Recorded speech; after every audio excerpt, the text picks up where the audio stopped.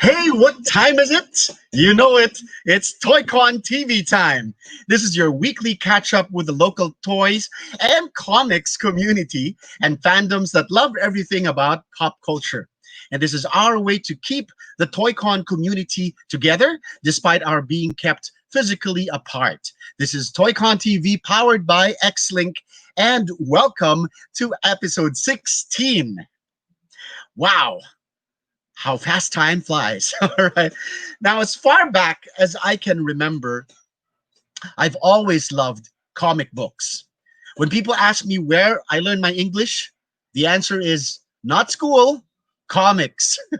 When people ask me, how come I've got such a rich imagination, which is not always a good thing, by the way, I tell them, blame it on the comic books. When people ask me, how come you collect so many toys and you've got such nice stuff? I tell them it's because I collect comics. This stuff has fed my brain for as long as I can remember. And I do remember a time when I'd save up my allowance, not to buy food or clothes, but every penny that I saved up went to buying, you guessed it, comic books.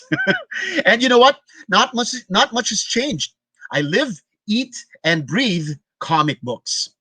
This hobby of mine has brought me to places, not just in my imagination, but to Baltimore, Maryland. Yes, back in 2017, when my good buddy, Joey, remember that name, Joey, and I attended the Baltimore Comic Con, where I got to meet some of the best people in the world, who I only knew from comics. These are the writers, the artists, the letterers, the painters, and the cartoonists, whose work I only knew from the comic books. They became up close and personal to me. And that event was a dream come true. And you ask me why? Well, what's in these funny books that makes a simple kid grow up to be the best there is at what they do? Or teach them that with great power comes great responsibility? Or that we can become the greatest heroes in brightest day and in blackest night? Well, if you're watching tonight, then you know why and you know what. But let's talk about it anyway. Tonight is all about comics. And if you're a comic book fan, then strap in for an awesome discussion because we're going to get into the good stuff and even the not so good stuff when it comes to comics. Tonight's episode is the Long Box, Comics Collectors Up Close. And we have an awesome lineup of guests to talk about their love for comic books and how that passion has changed their lives. So let's get to it. Please do stay until the end of the show for awesome prizes right here. All right, check out my next slide. There you go. So do stay until the end of the show. These are just some of the prizes that we're gonna give away tonight. So let me introduce my guest co-host for tonight, all the way from across the galaxy, from another world called Planet X. Yes, Planet X. Or some people would refer to it as Charlottesville, Virginia. So please welcome my co-host for tonight, the one and the only Garut. Garut. Bring it on. Hey, hi. Hi, I am Groot. O sa mga kababayan natin, ako po si Garut o Grot. Nasaan bahagi kayo ng Pilipinas. Well, this is great. Are you excited? All right. Welcome to the show, Garut. And so you're coming from a very far away place. And I'm not kidding. He's actually coming from a very far away planet, far away. So how's it been for you, Groot, since the pandemic? How have you been? Well, these have been strange times. So all I've been doing is going back through my old back issues, reading some of the old stuff, which is actually, in my mind, better than the newer stuff. Ooh, all right. Well, we're gonna talk a little bit more about that, about the new stuff and the old stuff, and what makes it better, what makes it I don't know, uh, uh, more collectible for us. So it's gonna be an interesting discussion because comic book collectors are very are very inquisitive, very intelligent. They know their stuff. We used to refer to ourselves as geeks. right? Have you ever been called a geek, Groot? All the time, and I'm proud of it. So you're Garut the Geek. All right. So yeah, so we used to be called geeks, and because we actually know our stuff. We're the type of people that if you find us in conventions, uh, you know, we know our thing. Yeah. Have you ever been to a comic book convention, Garut? I'm pretty sure you have. I've been to several, especially with my two daughters. We've been to San Diego. Oh, We've been to New York. We've been to C2E2, and a lot of the oh wow, smaller conventions like Baltimore and the one in Charlotte, which is actually focused more on comics. wow. So you've got baby Groots. Oh yeah, one Two of them. adult Two of group them. and one preteen group. Oh, wow. All right. Can't wait to meet them. All right. But of course, a lot of people are here because they are also here for our guests for tonight. So please do help me in welcoming them. Garut, let's put on our first guest for tonight for our episode, The LONGBOX Comic Collectors Close Up. Let's put on this first guest who is a comic and science geek. Ah, that's a good combination to be both a comic book geek and a science geek. He's a collector and he's also a chemical engineer. And he says that he wants to be friends with the entire gang of the Big Bang Theory. Yeah, and just very recently, I think yesterday, he won a quiz show uh, on the Big Bang Theory show. And well, I guess that goes to show how much he knows about that show. A show that we all know and love because, it's all about geeks like us. So he is a lifestyle traveler and he has combined his passion for comics and adventures by taking pictures of his toys in places that he visits. So he maintains traveling mates in both Facebook and Instagram. So please do welcome on the show our first guest for tonight, Mr. Lex Dela Torre. Hello, Lex. Hi, Lex. Hi everyone. Hi everyone. Good evening. Good evening, Cholo. Good evening, Groot, and to all the fans of TOYCON TV, of course. Good evening.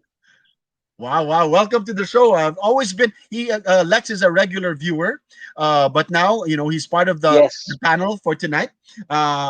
And we go a ways back, and I know pretty much that you're quite a comic book collector. Would you tell us a little bit about your background as a comic book collector? How long ago did you start collecting? Yeah, I started when I was still in, I guess, high school. And like you, I Wow. also used to save up my allowance, not to buy food, but to buy Yeah, yeah. comics. During lunch break, I would sneak in and visit the comic book store to check out the latest issues of X-Men. X-Men was big during the 90s. So I Yeah. collected X-Men when I was in high school up until college. Nice, nice. All right. And we'll see more of your collection later. Okay. So thank you, Lex. We'll Sure. have you up in just a while. Let me just introduce our next guest for tonight. Of course, we all know and love him as the owner of one of our local comic book stores. He opened the very first branch of Comic Odyssey here in the Philippines in 1997. And he loves comics. He loves original comic book art. Do you like original comic art, Guru? Oh yeah, especially the one in from Tales to Astonish 13, where I first came out. Wow, wow, wow. Yes, yes. So a lot of people also collect the original artwork from the comics, and he's also very much into animation, and he's also very much into 70s Japanese robots. Wow. And he's very active in the comic book community. Organizing shows in Comic Odyssey, promoting comics through the creator signings. Doing conventions, local conventions, and even joining some foreign ones. And he organizes free comic book day for all of us comic book collectors. So please welcome on TOYCON TV, Mr. Sandy Sansolis. Hello, Sandy. Hi Cholo, hi Groot. Hi, Sandy. Yay! Wow, wow. We've long been wanting to have you guest on TOYCON. Of course, you are a regular of TOYCON. You have a booth with us every year. Yep. And wow, 1997. I remember going to the very first Comic Odyssey branch, or at least that I remember. He was in Robinson's, Manila, right? Is that the first branch? Actually, it's not. The first branch In was in what? Mandaluyong, called Marketplace in Mandaluyong. Really, Yeah, wow. so that was So, prior to the Robinson's Manila branch. Same year, but just months, maybe like 6 months earlier. That was more like wow. that was a very small shop. More NBA at that time because I couldn't really move comics Cards, at that cards. particular Right. branch. And we opened that branch because the Robinsons branch was delayed. We got the lease, I think, April, and didn't open until like October or something. So while I was waiting, we Oh, opened wow. the Mandaluyong branch. So technically, the Robinsons Manila branch was the second. So Really, that's really. I think Oh, that's where I met okay. you, That's Cholo. news for me. That's where I Yeah, met you yeah. at the Manila Yes, branch. yes. Well, I think back in '99 when Star Wars Episode One. Remember, I used to buy the Episode One toys from you. Yeah, yeah. Those were the Right, right, those were the hottest toys at that time because nobody could really bring them in, and we right, were right. there wasn't that many importers for the Star Wars toys. And then, that was one of our best sellers. People would literally like run over each other just to get the newest releases. So that was Wow, a and pretty crazy you've time. come a long way. Huh? You've come a long way since then because you've opened several branches already Yeah. in Manila, and so it's pretty much been around. Comic Odyssey has been around for a good 20 years already. Yeah, over More, here, more, right? 90, yeah, 97. So 23 years here. Wow, wow. Yeah. All right. So great to have you on the show, Sandy, and Yeah. Thanks for having we'll me. hear and learn more from you later on. Thank you so much. All right. Thanks. Next up, we have a another longtime comic book reader and collector. He loves Spider-Man, and he sometimes buys original artwork. Wow, I'd love to see his collection. He used to write his own comic book related articles for Yahoo Southeast Asia and for the Philippine Star, and is now hosting a series of quiz nights for pop culture fans, right? During this quarantine. So please welcome on the show Mr. Jiggy Cruz. Hello, Jiggy. Hello, guys. Hi, Jiggy. There you are. Hello, Hi, hello, hi. hello. Good evening to everyone watching TOYCON TV. Honored to be here in the largest convention in the Philippines. Wow, thank you, Jiggy. And of course, a lot of the collectors know you because every time we have a local show, whether it's a small signing event or a big quiz show, we used to do it live, right? These quiz shows. You're always up on stage, hosting it. So I guess Yeah, your knowledge about this comic book world that we live in is really quite extensive. How young were you when you started collecting comic books? it was all because of my older cousins, no, my older second cousins, and comic books were the in thing in the 90s. Yeah, yeah. I was really surprised with the image books that the paper. Wow, it's just like a magazine. It's different, and people were talking about it, and I started really seriously collecting comic books during that time. But of Nice, course, nice. Spider-Man was always my favorite, so that's where I began. Wow. Okay, so probably the biggest Spider-Man fan that we Oh know no, of locally. Yeah? much bigger fan But here in the Philippines, and I have a lot of spider friends. We all get along, and I'm wow. not the biggest collector. I can say that. All right. But you've actually I guess parang evolved your collection from just comics to a lot of other stuff, and I think we'll be seeing this later. And also evolve the hobby into something more. Yes, Right there. All and I right. So actually blame Sandy for that. a lot of people would do or would blame him for just evolving into a whole different thing. All right, Jiggy, thanks for joining us Yes, tonight, and we'll yes. we'll check you out later. More of your story and more of your collections later on. And finally, Groot, this is somebody that you're very familiar with because I guess you come from the same planet, or you came from the same planet. This guy has been in the comic book industry, and he's done everything related to comics. He's been a warehouse worker, hauling the comics for deliveries. He's been an invoicer and a buyer for Capital City Distribution, and he worked on Hero Illustrated cards, illustrated in Chicago. All right, for those of you who've been collecting since the 90s, you're probably familiar with a magazine called Hero magazine. He was connected to that too. And for a brief time, he was also involved in publishing for Comico and Authority Publishing. And he landed a job managing Capital City Comic Store in Madison, Wisconsin, which is actually the oldest or the first, is it the first store, comic book store in Wisconsin, right? Going back, back to the 70s, in the 70s, right? And he's worked in Capital City Comics in Madison, Wisconsin for the past 20 years. Please welcome to the show, Mr. Rob Hawley. Hello. Hi, Rob. Good morning, folks. It's morning here in Wisconsin. Good morning. Yes, good morning to you, Rob. And thank you for joining us from so far away. All right. Wow. Just seeing you up close, I see what's in your background there. That is quite a beautiful collection. And you've been... Nice. Oh, so we're still catching you at home? You're still at home?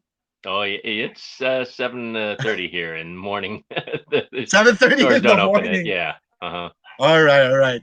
Wow. And you're still working at Capital City Comics up until now. So a good 20 years already?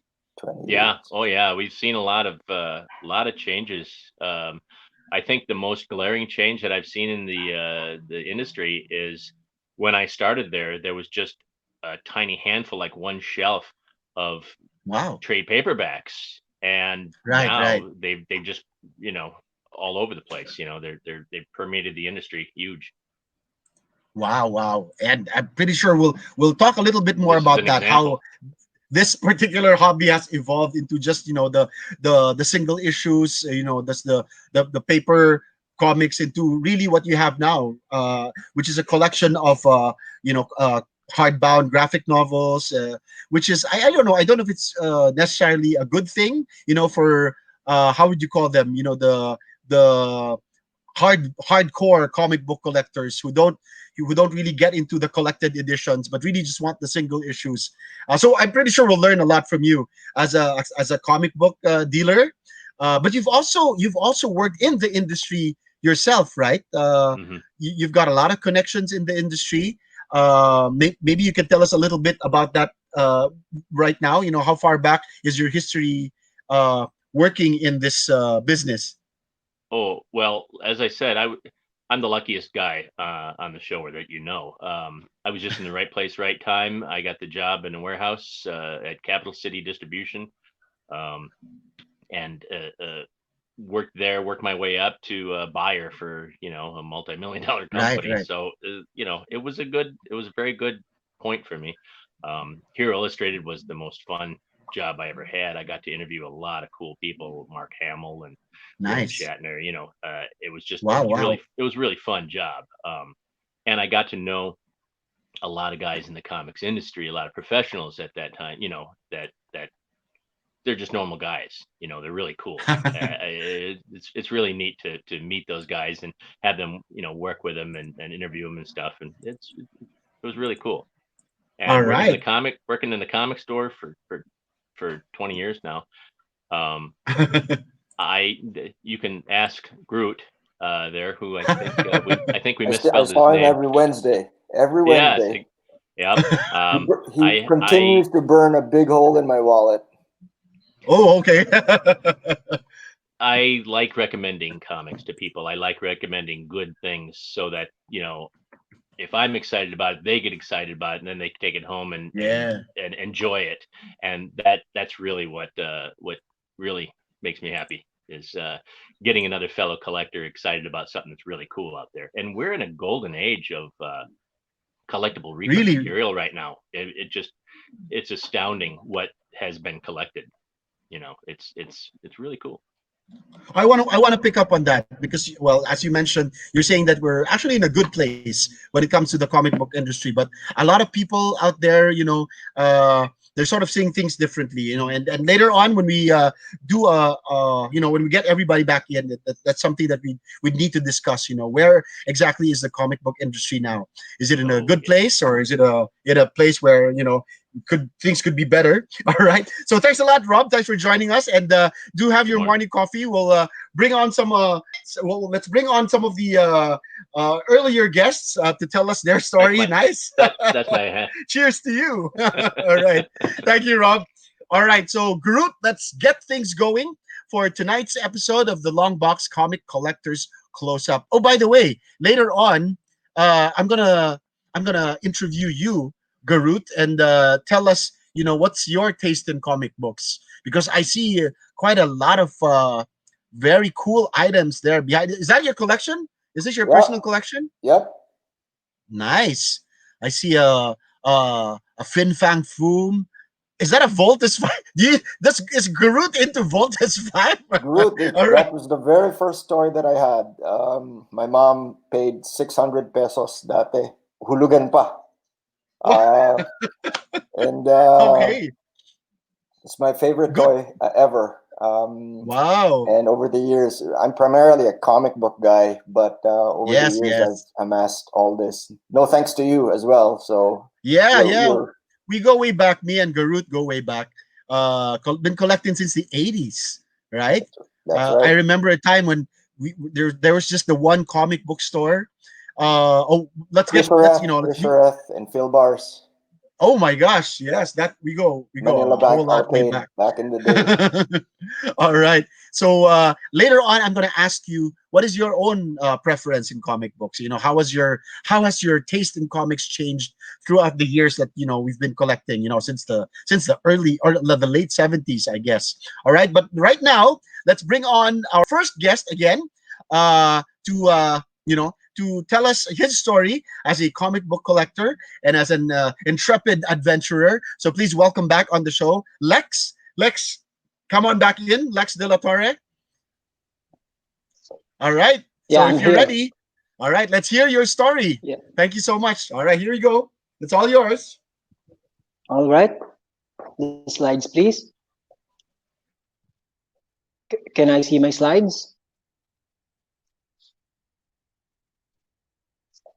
So good evening, everyone. Thanks again, Cholo and Joey. It's an honor and a privilege to be a guest in TOYCON TV.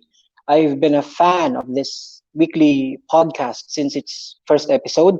In fact, I've won in several Q&A or trivia contests at the end of each show. Now, I get to experience TOYCON TV at the other side of the fence, so to speak. I will be the one talking and sharing my passion for collecting. Tonight's episode is called The Long Box, which is a reference to the literal long boxes that are used to store comic books, because my distinguished co-panelists and myself are all going to talk about comic books. So hello, I'm Lex. My nickname actually has a comic book origin. Before Robert Downey Jr. amazed as Iron Man in the Marvel Cinematic Universe or MCU, there was a TV series back in the early 2000s wherein the actor Michael Rosenbaum played to perfection a genius, billionaire, playboy, philanthropist character in Lex Luthor, the nemesis of Superman. His character was so charismatic that I wanted to be as cool as him. Hence, I shortened my nickname from Alex to simply Lex. So I guess that's my comic book origin story right there. So anyway, I'm a simple collector, but an active member of various comic and hobby groups. I regularly share my collection and my insights on Comics Club Philippines or CCP, the Comic Book, Comicada, Comic Book Fans PH, and I'm also a member of non-comic hobby groups, specifically action figure and toy groups. I'm, in fact, an admin in the Pinoy Minimate Collectors and a member of international hobby groups such as MinimateMultiverse.com. I have 7 major collecting themes. I was able to categorize my entire collection into 7 major categories, but of course, my primary line would be comics. After all, my collecting habits started with comic books. I will assume, in fact, that a lot of collectors got their start because of comic books. The fondness for the characters that can be seen in the pages, the love for our favorite heroes eventually translate to a desire to acquire figure representations of them. And this will be my collecting story. Now, in order to provide value to your efforts in listening to me, I want to give value to in you giving your time and listening to me. I will inject some informational tidbits or trivia as I present my collections. I hope that after tonight's episode, you might learn a thing or two about the hobby from us. So, we are on the right slide. All right, with that in mind, allow me to provide you a very brief history of comics. There's actually a singular term for comic collecting, and that is panelology. If stamp collecting is known as philately, while currency collecting is numismatism, then comic collecting is panelology. It's not a really well-known term, but it exists. It came probably from the panels that you see in the pages of comic books. So in 1837, the earliest acknowledged comic book was published in Switzerland by cartoonist Rudolf Topfer. The title of the book was The Adventures of Mr. Obadiah Oldbuck. I've browsed through it. It's available online, and it tells a story about a man courting a woman. In 1842, this comic was republished in US, but illegally. It was published without the consent of Rudolph. Still, it is considered as the first American comic book.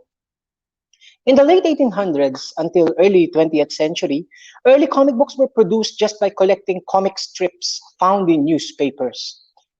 This is similar to what Paul Medina Jr. is doing with his Pugad Baboy strips. Before they were a regular feature in Philippine Daily Inquirer, Paul Medina would collect several strips and publish them as one volume. I think he has already published more than 30 volumes. So they did this thing in America until they ran out of strips to collect. They wanted to publish new material. So in June 1938, National Allied Publications, now known as DC Comics, produced Action Comics 1 and made history. It featured the first mainstream superhero, Superman, who remains to be the most popular and recognizable hero today.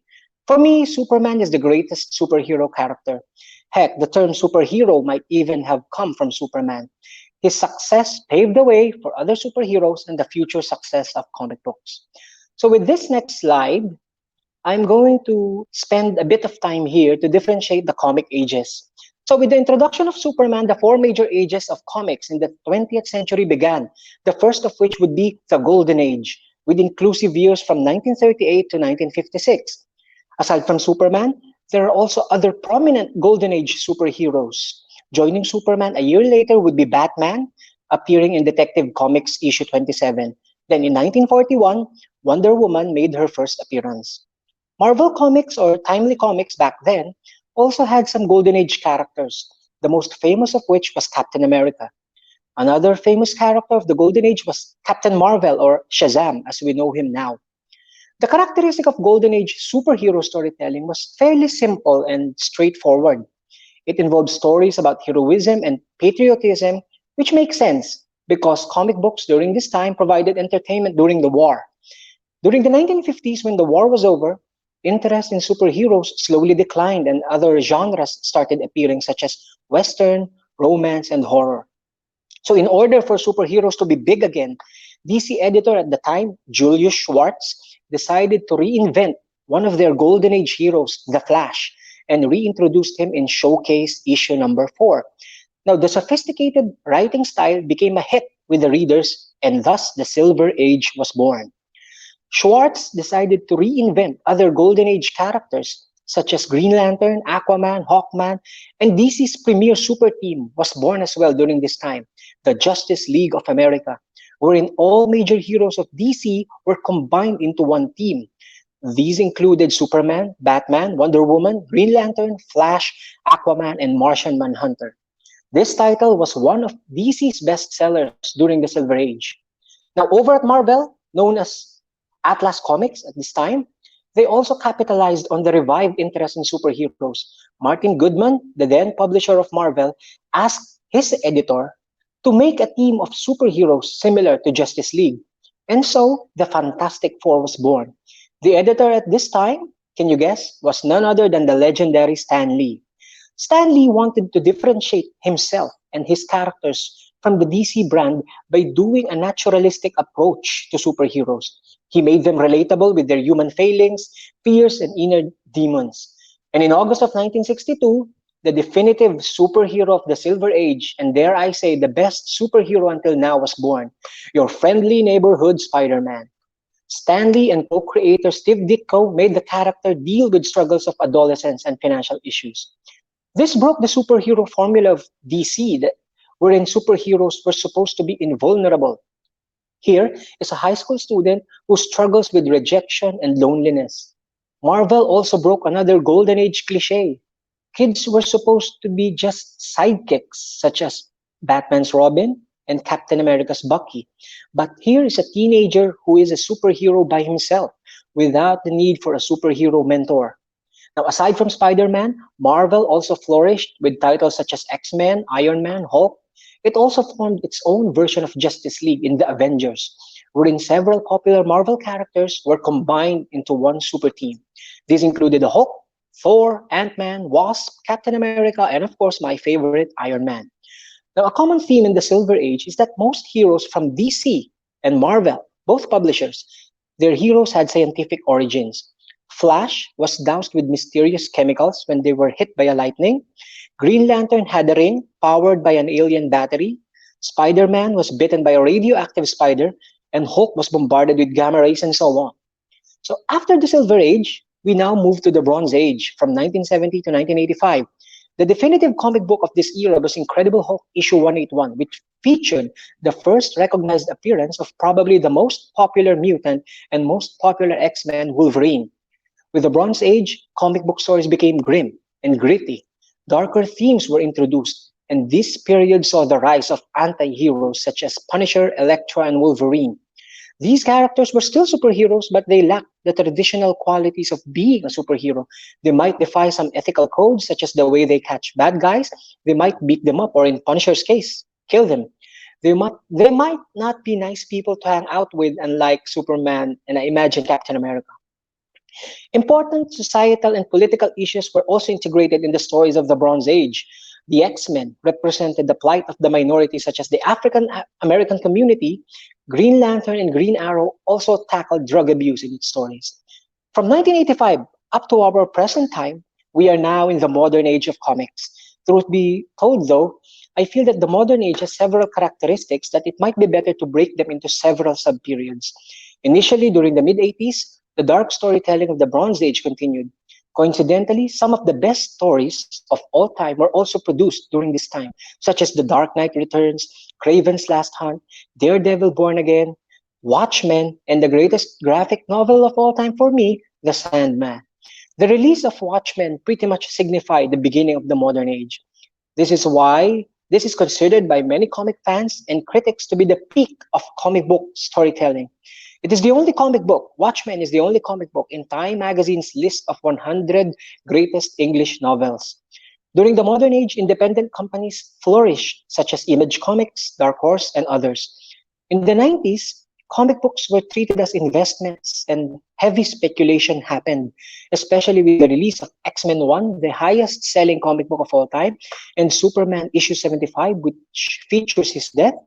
Collectors bought multiple copies of the same book, hoping it would appreciate in value in the near future.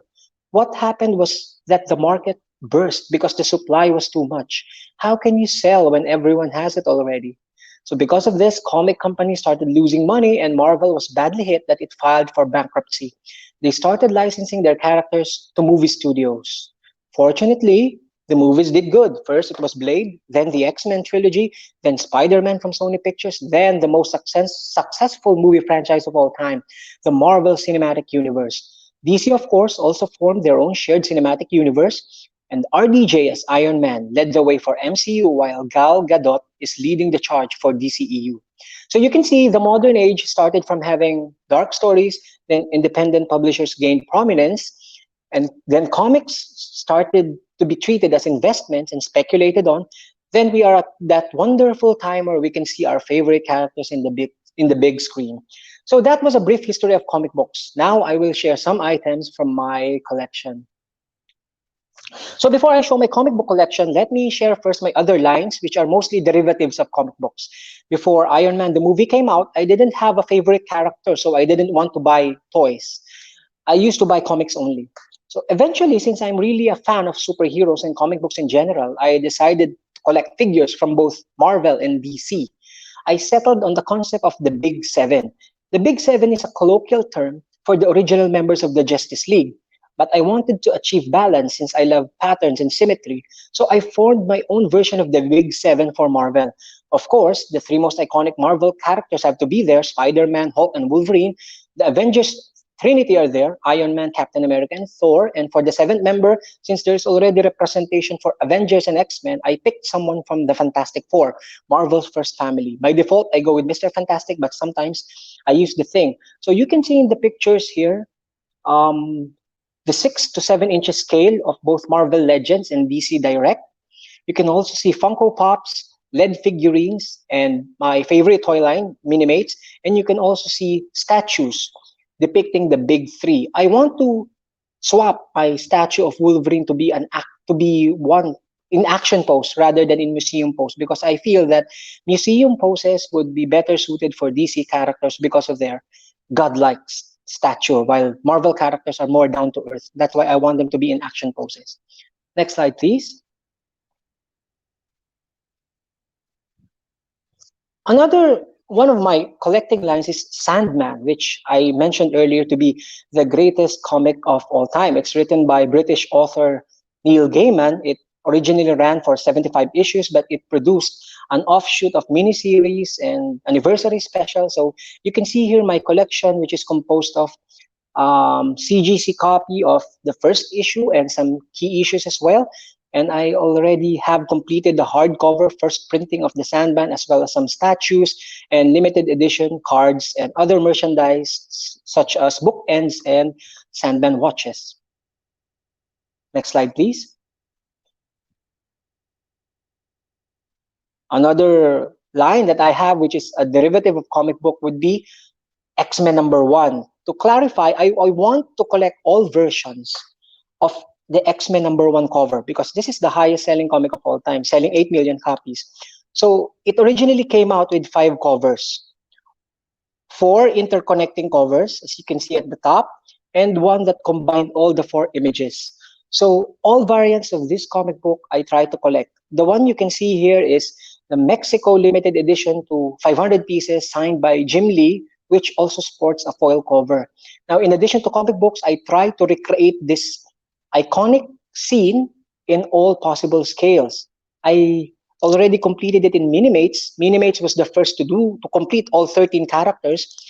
I also have it completed in Marvel Legends, in Marvel Universe, 3.75 inches, Superhero Squad, Hero Clicks, and in Funko Pops, Jean Grey has still not been produced, so I'm still waiting for Jean Grey to be produced. Next slide, please. Now, my main toy line is Minimates, which is the longest running superhero toy line in history. You can see here some of my Minimates, and it would be noteworthy to mention that when TOYCON moved to SMX, Pinoy Minimates Collector was the first winner of the best gallery display for our toy cabinet. So next slide. Then my final 2 collecting themes, Cholo mentioned earlier that I am a science geek, and I collect Albert Einstein memorabilia and Albert Einstein figures.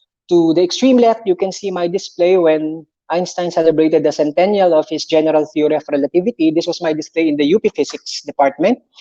And you can also see I have 2 trading cards of Einstein. The first one contains a document which is signed by him. The other one contains his actual handwriting. Now, my 7th line consists of some historical stuff, because I am a fan of history. I collect Kobe Bryant because I consider him to be one of the greatest NBA players. I collect Buddy Christ and Abraham Lincoln. And you can see also at the extreme right, the first ever postage stamp in the world, the penny black. Next slide. Aside from collecting comic books and toys, I also maintain traveling mates both in Facebook and Instagram. This is my way of combining my 2 passions, which are comic books and travel. I try to relate the toy to the place that I am visiting or to the adventure that I am doing. You can see here when I was able to scale the top of Mount Apo, Philippines' highest mountain, I was Superman, because Superman is the grandest and premier superhero, and Mount Apo is considered as the grandest mountain in the Philippines. When I dove in Apo Reef, I found Aquaman and Nemo. When I sailed into Al Yacht Club, I was joined by a pirate minion. When I surfed in San Juan, Silver Surfer joined me. When I did some rock climbing in Rizal, the thing was there because his body resembles rock. So if you appreciate these kinds of pictures, just follow me on Instagram or in Facebook. Next slide, please.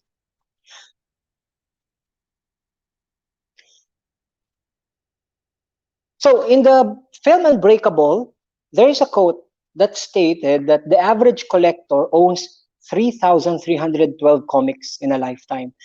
So with that quote, I wonder, is this already my second or third life? I wonder the other panelists, uh, are they already on their fifth or sixth life? I want to find out later. So my comic collection is composed of various stuff, but I can categorize them into the following. I collect the greatest stories of major superheroes.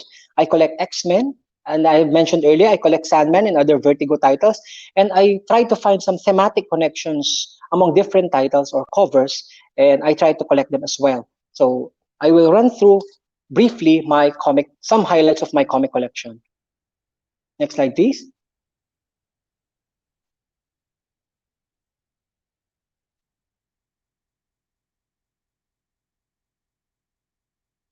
Okay, so these are my collection of the greatest superhero stories. Watchmen, which many consider to be the pinnacle of comic book storytelling. I have the single issues, the collected edition, and some other merchandise, such as Funko Pop. For Daredevil Born Again, which I consider to be one of the top 5 best superhero stories. I have the single issues as well and the collected edition in hardcover and trade paperback format. For Spider-Man, I consider his best story to be Kraven's Last Hunt, and the stuff you can see here are all signed by Michael Zeck, the artist for and the designer of the Black Symbiote costume. So Sandy, one of the guests who will speak later, organized this event. Michael Zeck was able to come here and he graciously signed all of my Spider-Man items. For X-Men, the best story is the Dark Phoenix saga. So I have multiples of that series. I also have a slab copy of the final issue wherein Jean Grey sacrifices herself to save the universe. It wasn't Iron Man. So for Batman, it's many people consider The Dark Knight Returns to be the best story of Batman. So I have completed the single issues and the hardcover editions of The Dark Knight Returns. Next slide, please. I also have the work, the collaboration between Kurt Busiek and Alex Ross. They did some amazing work in DC and in Marvel. For Marvel, they did Marvels, which featured an ordinary man witnessing the birth of the Marvel Age. It was fully painted by Alex Ross. While for DC, it was Kingdom Come, which featured the DC heroes at their twilight, in reimagine the DC heroes in the future. So I have both Marvels and Kingdom Come, the limited edition signed by Alex Ross and Kurt Busiek. By Mark Waid, I mean. Mark Waid was the writer of Kingdom Come.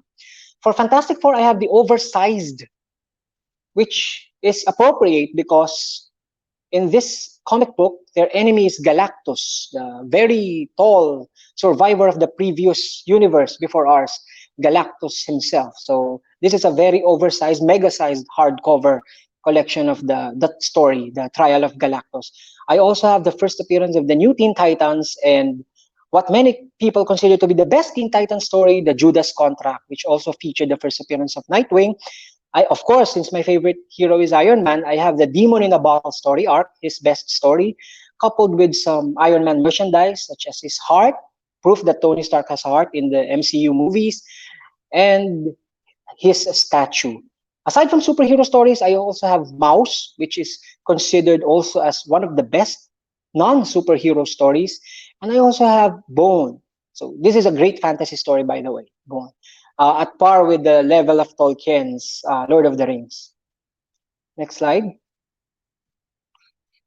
So for X-Men, I have what I consider to be the top 5 best X-Men stories. If you notice, I use the word greatest and best a lot because I am a fan of collecting the pinnacle of comic book or superhero storytelling. So for X-Men, I consider the Dark Phoenix Saga, then Days of Future Past, then New X-Men by Grant Morrison, then The Age of Apocalypse, finally House of X to be the greatest X-Men stories. I also have the first appearance of Deadpool, Gambit, Bishop, and Cable.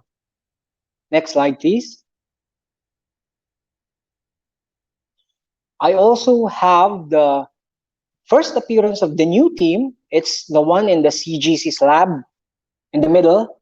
The first appearance of Colossus, Storm, Nightcrawler, Thunderbird, and the second full appearance of Wolverine.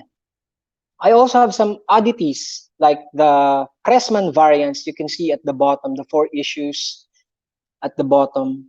These are just reprints of certain X-Men issues, but you can only avail this by ordering through, I guess, online, or back then you have to mail order this comic book. So they are quite rare, and I chanced upon the rarest of the bunch in Comic Odyssey.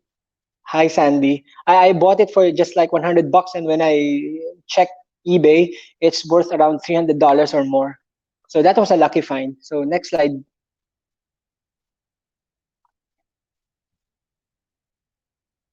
Next slide, please. I also collect other Vertigo titles besides Sandman. So I collect Preacher, V for Vendetta, Swamp Thing, Lucifer, Why the Last Man, Fable. So I'm a big fan of Vertigo, which I believe to be the best publishing imprint, bar none. Okay, next slide, please.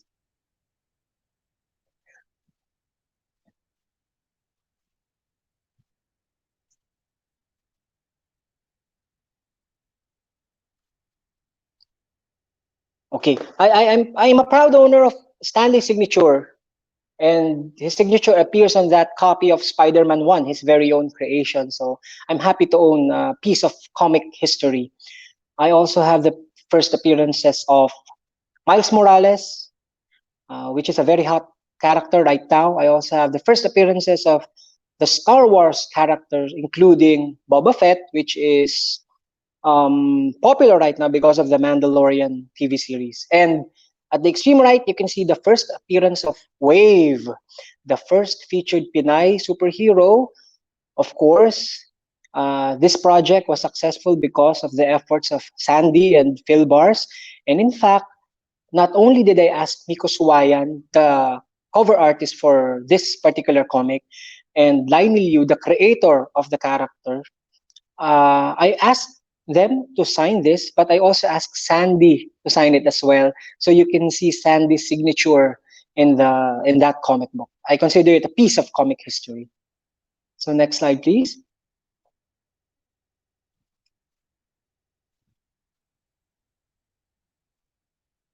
I also collect comics that are thematically connected. To the right, you can see comics which feature Minimates as their variant covers, and the big picture, on the other hand, shows reprints of some Marvel issues from the Copper Age. I didn't mention earlier the Copper Age, but it was from between mid 80s to the early 90s. So what Marvel did was just reproduce the comic with a different color scheme. So I like the color schemes. That's why I started collecting them.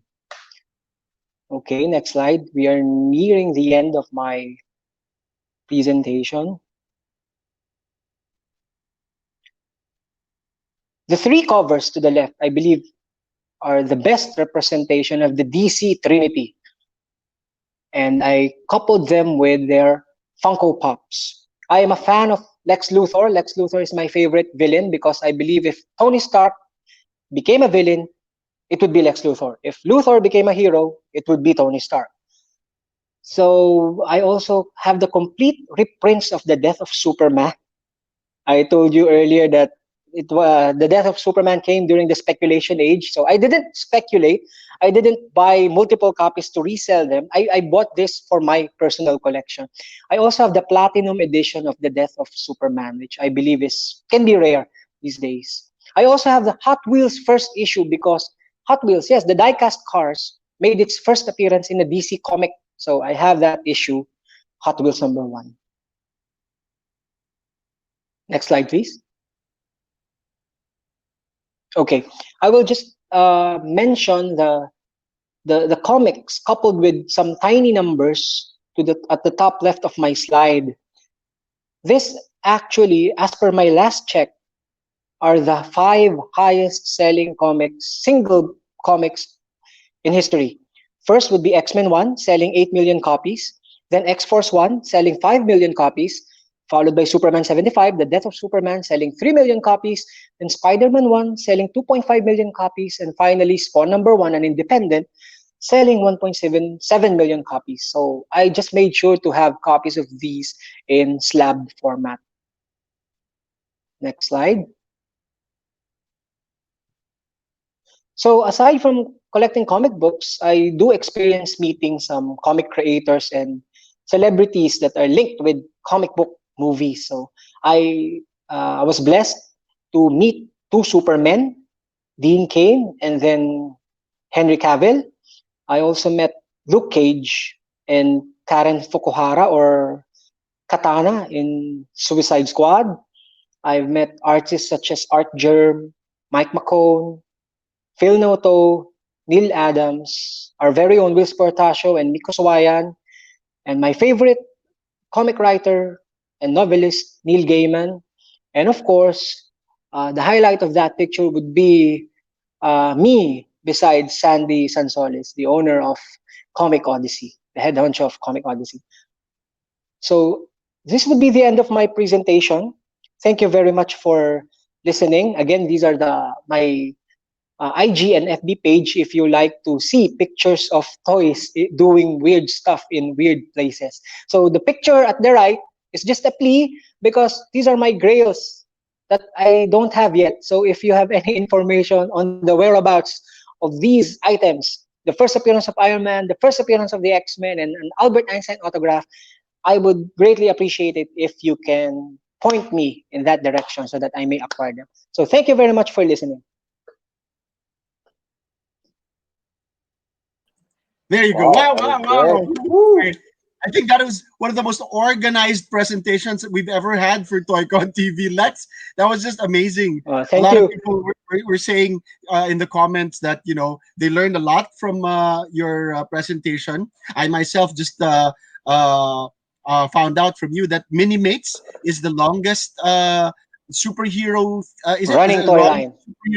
Running toy line, and Yes. for all the time I thought it was Legends. I thought it was Marvel Legends, or even what was the superpower. So anyway, wow, that was quite a presentation. And I guess my question is, you have all of your collection on display in your house, but I can imagine you'd have to keep some in storage, but the way you actually exhibit your collection is amazing. You must have a lot of room. Cholo. Yeah, to answer your question, not everything is outside. I do have a lot of toys and comic books inside their boxes because it would be impossible to display them all at once. I just take them out to do some photography. Nice. What did you think about that, Garut? Oh, it was great.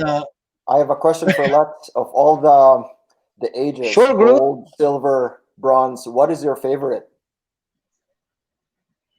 of all time? Yeah, the is this favorite age, are you talking the golden are you age, talking about silver age, single issue? bronze? A single no, issue? no, just the silver age, the 60s. Okay. Do you like the? Yeah, okay. That's a nice question. I actually don't have a ready answer Age. for that. So I thought about it. I love the modern age because it's only at this time that we get the opportunity to see our favorite heroes in the big screen. But without the golden age, without Superman starting everything, there would be no silver, bronze, and modern age. But my answer would be Silver Age because Iron Man came from the Silver Age, and Iron Man is my favorite superhero. Yeah. I'm a Silver Age guy. Yes. All right, all right. We're all getting along. All right. Thank you, Lex. We'll have you take a breather. Just get yourself a drink while we bring on Sure. one of your idols, one of your heroes. Thanks again, Lex. We'll have you back on later. Yep. All right, Garut.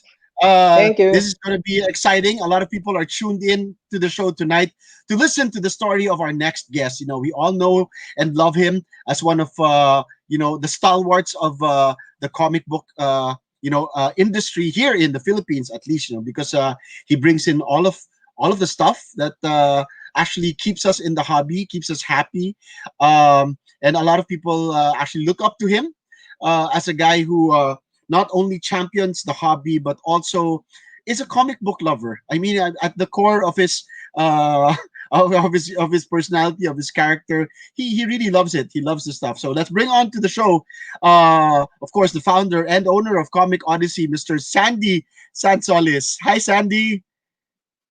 All right, this is exciting because he has not seen his slides. I made his slide presentation for him. So I Cholo. hope you will be pleasantly surprised by the slideshow. So please do share with us your story. Yeah. I don't even know how to follow up Lex. Amazing. I think the show's over. No. Like, I learned so much from Lex. We got to put together a show with Lex as the main. Yeah. The main I don't know if I should presenter. feel honored or embarrassed. I don't know. All right, Sandy, go ahead. Great presentation, Lex. Lex presentation was awesome. Okay, bring on the slides.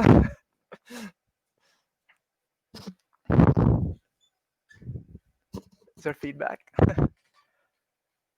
Yeah, this picture is I actually started in the US. This is a picture of our first store in Panorama City, opened in 1988, October 22, 1988. That's my cousin Joel. This is Nico, actually. This is the Tampa store. It's Reseda. That's where the North earthquake hit in 92. This picture was taken probably around 94. To the right is Rowena. I'm fixing back issues. This must have been 92. And below is a picture of myself. I think this was at a Shrine convention. This must be around probably 80, 89. You could tell because there's like these were Robotech toys, Punisher annual there, the hot books at the time. There's still hot books or somewhere. Marvel comic cards recently on display at Galleria, which I've sold out. Okay, next slide. Free comic book day. We did our first free comic book day here in 2007 in Robinson's, Manila. I had free comic books in the showcase. I was trying to promote the event, and people were hesitant to actually take the free books. They thought it was a scam or a ploy like that to buy something. I was literally forcing people to take comics, and they just didn't get the idea. By around 2012, we did our first, not first, but one of our bigger ones with all the artists. So this caricature was done by Omeng, and it represents a lot of the artists. If you look closely, there's a lot of these customers and artists. If you look at the table, if you know the personalities, you'll know. You'll always see Jerry there. I think that's Ed. I think Ed is that Tony the Zuniga? I don't remember anymore.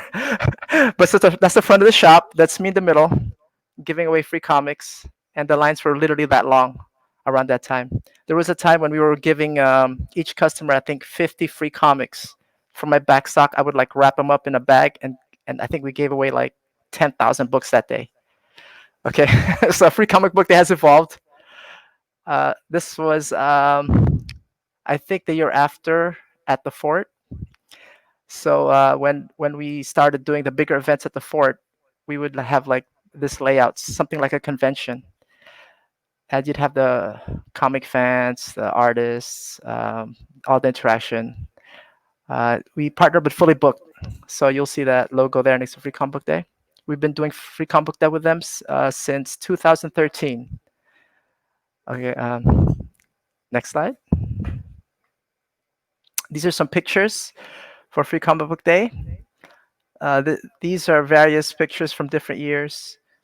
This is the top left is the picture is from the roof, so you can see how many how the setup is, how we give away the free comics. The lines are pretty long. I think our record for people lining up was like 48 hours before opening. So we'd get so many people, an average of at least 3,000 people per free comic book day, and we'd give out literally thousands and thousands of free comics. It just got bigger and bigger every year, and everybody look forward to it. I don't know what's gonna happen this year or next year, but we'll definitely have more free comic book days to come. Okay, next slide. Pictures of the interiors of different branches. The top left looks like Galleria, one of our first free comic book days. The top right is a free comic book day event also in front of the Galleria shop when it was on the third floor around, I believe this was 2011 maybe. The bottom left is interior picture of the shop at the fort. Those are some of our back issue bins. I can see Nico there reading a comic book. And to the right, I think that's the Green Hills branch, or was the Green Hills branch. This is the Will Spertasha signing event. He visited us in, I believe it was 2014, or I can't remember anymore. But he came back for, it was Christmas, and he messaged me, and we had to basically come up with, fix this event within a week or something. So it was very successful. One of our most fun events. And the next slide, please. Our most recent one, last year, this was the Mika Sawayan signing event for New Agents of Atlas #1, which premieres the first, well, not the first Filipina hero. I mean, not the first superhero, Filipino superhero, but the first Filipina superheroine, Wave, as everybody knows now. Anybody here anyway? This particular image was offered. Well, actually, I gotta thank Jiggy. This opportunity to make this exclusive was arranged by Jiggy through with CB. I decided to work with Miko. We both designed, like, I basically told Miko what I wanted. I wanted definitely to represent the Philippine flag. I wanted the character like coming out of the water, and Miko did an excellent job. He showed me some initial layouts, but when I saw the final, I was just blown away. I literally got shivers when I saw the original image, and the original image didn't have a mask. The reason why Wave has a mask is because prior to printing, Miko tweeted about Nadine Lustre, who looks similar to Wave. Miko said that she was the inspiration, and Marvel, for whatever reason, probably thought there was going to be a lawsuit, so they put on a mask on her. And I told him, when me and Miko talk about this, he says the inspiration wasn't actually her face, but it's actually her abs. So I don't know if that makes a difference. But anyway, it was one of our more successful signing events. It was this is at Galleria. This are our biggest branch at the moment, and that was the front area.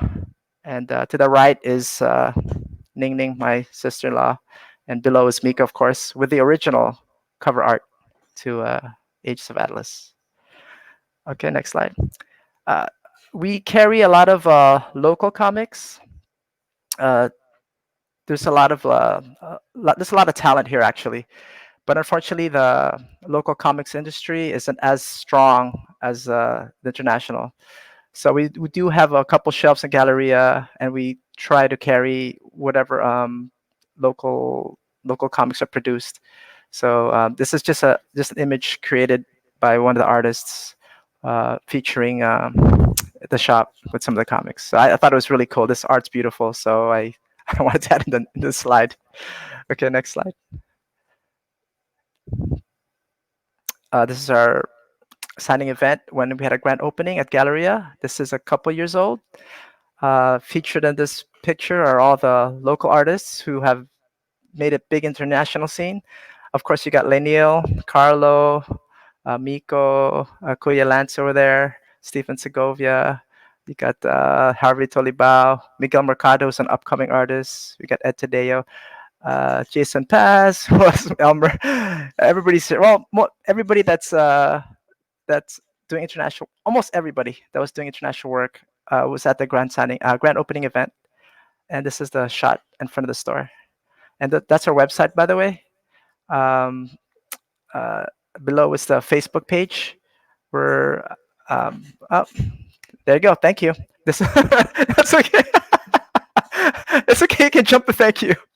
Yeah, this was taken at the Wills event. I'm sorry, promoting. I don't even know where Cholo got this picture.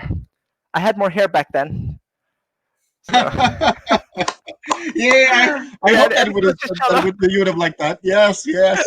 Wow. Maybe we can put up some of the comments while you were talking. A lot of guys Sure, were. I don't see them here. Yeah. Well, we can put on some of the comments here. Questions. Yeah. Jason Innocencio was saying, Sandy has better abs than Wave, or so the abs are actually a tribute to you. There you go. I don't know. Sandy's abs are better than Wave's. It's not really abs. It's a barrel. But I didn't know that. That there was like Marvel was scared of a lawsuit because I think she resembled Nadine. I didn't know about that. When I got the approvals and I got the images ready to go to print, and then Miko I remember he was coming from the US, he was in Hong Kong, and he did that tweet. And by the time he came back to the Philippines, it went crazy. And so I think Marvel saw that, maybe got a little scared, and basically said, "Hey, Sandy, we got to change that cover. We're going to put a mask on it." And I was like, well, I can't do anything about that. Go ahead. But it didn't matter because it just sold really well. It was our first exclusive. It's one of the hottest books right now. It features a lot of appearances. And really proud of that. It's what made me start bringing exclusives, because before I was really scared because it cost so much. But last year we did a dozen exclusives. Wow! And I was laughing when I saw Lex with my signature on there, and he's like, "This is one of my prized possessions." I'm like, "Oh my god, it's probably worthless now." No way. That's foresight on his on his part, because that really having your signature on that comic book, it's meaningful. It gives more meaning, I guess, for us as local collectors. Because I remember when he asked me, I thought he was kidding. I said, "What? Are you kidding?" I said, "Why would you want my signature on there?" But after seeing his presentation, I really feel touched now that he's got that as part of his collection. That collection's insane. Right. Yes. That was amazing. I don't even want to collect anymore. Wow. That was the month. I remember when that issue came out. That was the month that my friend and I actually appeared on the letters page of the Immortal Hulk. You remember? And then we came out on a picture of us came out in the letters page of the Immortal Hulk, and then I wanted to have my own signing at the side of Miko there. But we could do no. No, but that was really a cornerstone for a lot of us local collectors, to have our own Philippine exclusive of a Marvel comic book. That must have been a big deal. Was it a tough sell to Marvel? I mean, this is the first time I've heard that it was Jiggy's effort. Jiggy was the first one to approach me. It was a no-brainer. Wow. I wanted to do it. I just had to figure out how to get the money, because it costs a lot. And it almost didn't happen. It was just so many problems that happened prior to publication, but it was meant to happen, because whatever promise I had, I overcame, and when it came out, it was just like lightning in a bottle. It was awesome. Yeah. It definitely my highlight from last year. Yes. And we're lucky, I guess, because our stable of local artists that have gone on to international renown has really just grown, and we discover a lot more artists, coming out. And I'm hoping, that this generation of artists now, I don't know, train people or do clinics or do more of these like Jim Lee's doing one soon, right? He's reviewing Yeah, I saw that. portfolios of upcoming artists. So I don't know if this is something that Comic Odyssey would just want to keep championing local artists Yeah, because I'm extremely proud of our talent here. I actually found out about Filipino contribution to comic art very late. I remember reading right, those war stories and war comics when I was a kid, but I didn't even realize they were done by Filipinos until maybe 20 years later. When I found out about that, I felt so proud, and I started wow, collecting original comic art done by Filipinos. So my collection is actually a majority Filipino comic art, original art. So I have like Alfredo Alcala, Nestor Redondo, who's my wow, favorite, stuff like that. I have some Francisco Coching. I have stuff like that. wow, wow. And Alex of course, Nino, Oh, the di modern ba? guys. you didn't You know, show us any of that. Oh, yeah, you should show us some of that. Do you have some I, you can show I didn't later? want to there. Let's maybe we All can do right, another show like that in the future. But yeah, sure, when I sure. found out about the history of Filipino comic artists, then when I moved back to permanently here in 2006, and I found out there were so many creators working here, and there's so much talent. I knew it was just a matter of time before we really like made a huge impact Yeah, in the international comic scene. Because it's not just U.S. comic books. You know, there's some people working in the European comic books, digital, right, manga, right, you name it. I mean, we're so talented as a people. That's why it's kind of sad that we don't have a local comic right. industry. In the past, we had Correct. such a huge amount of comics out there. As a kid, I remember just looking at reading those old Filipino comics, and they were plentiful. There was literally hundreds of titles. Now unfortunately there's hardly any. So whatever is out here that we can promote, we do. So I'm so happy, for example, for Trece, for Budge and Mhm. Gotcha. Right, right.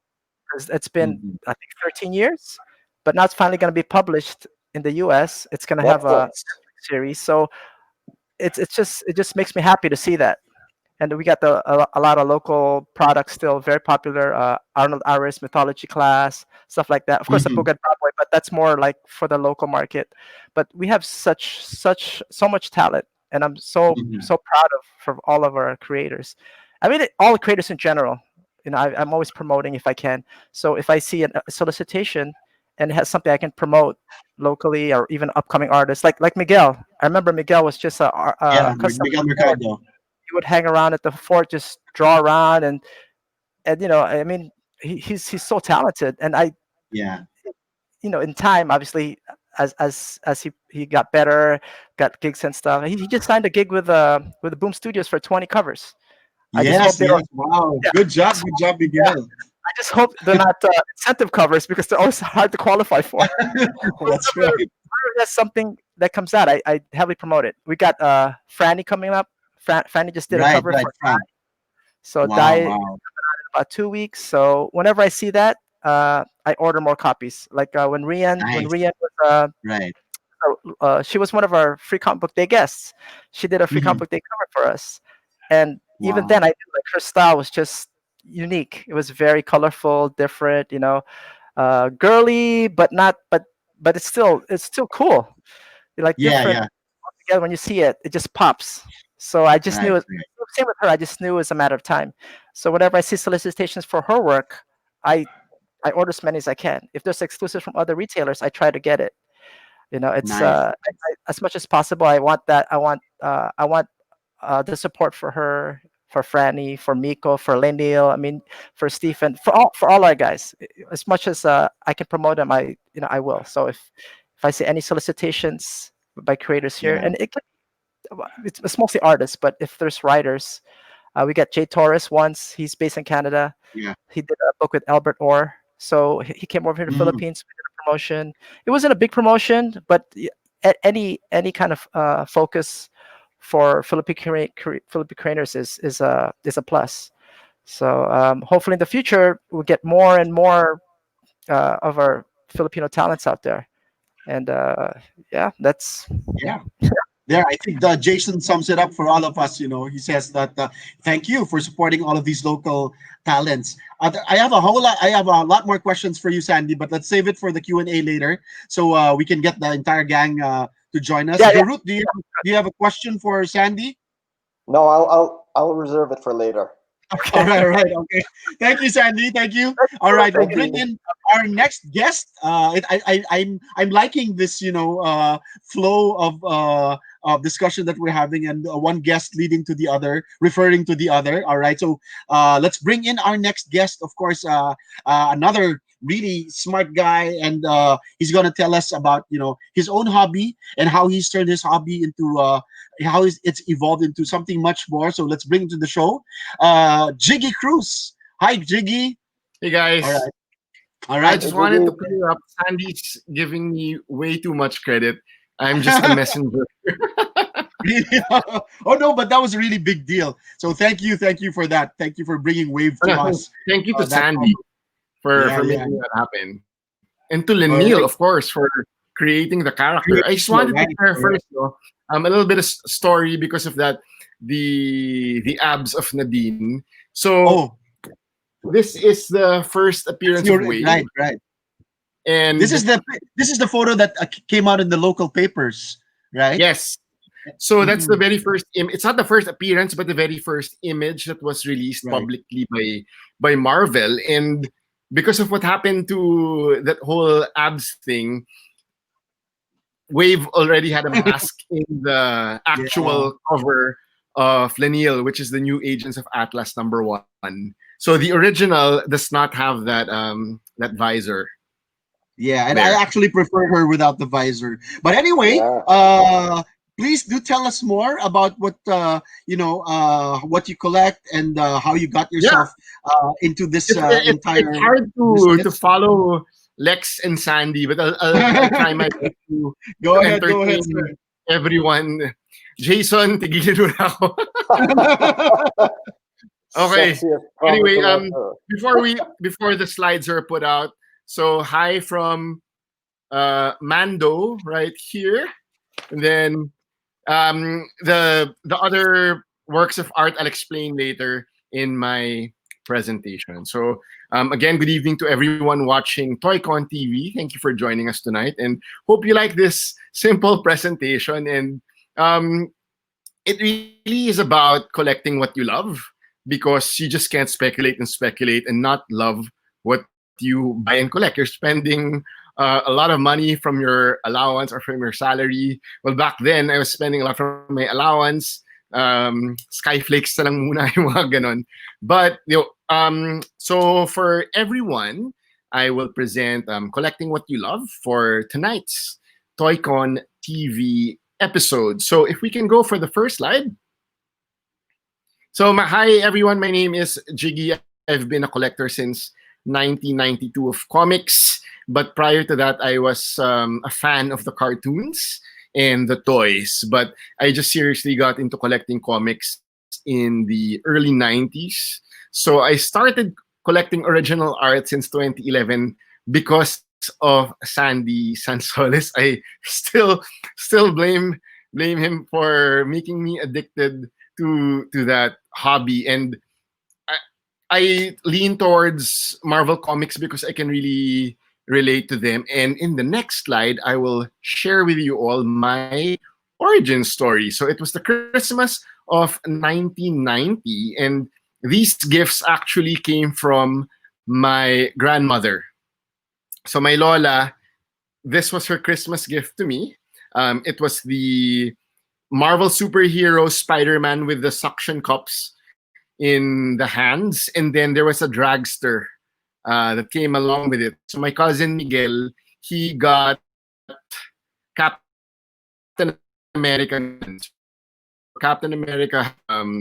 shield throwing feature, and it came with a car also. But because of this, I started loving Spider-Man. If we go to the next slide, it was because of Spider-Man and his amazing friends there with Iceman and Firestar. And I was trying to find an image in Google, but I remember this was the very first Spider-Man comic I I had. It was Web of Spider-Man number 80 featuring Silvermane because it came along with an action figure. So that was my introduction into comic books. But for the very first comic book I bought, it was in Phil Bars Robinson's Galleria, Spawn number 27. So it's a black cover, and then Spawn's beaten up with green blood coming out of his chest. So that's the one. So next slide, please.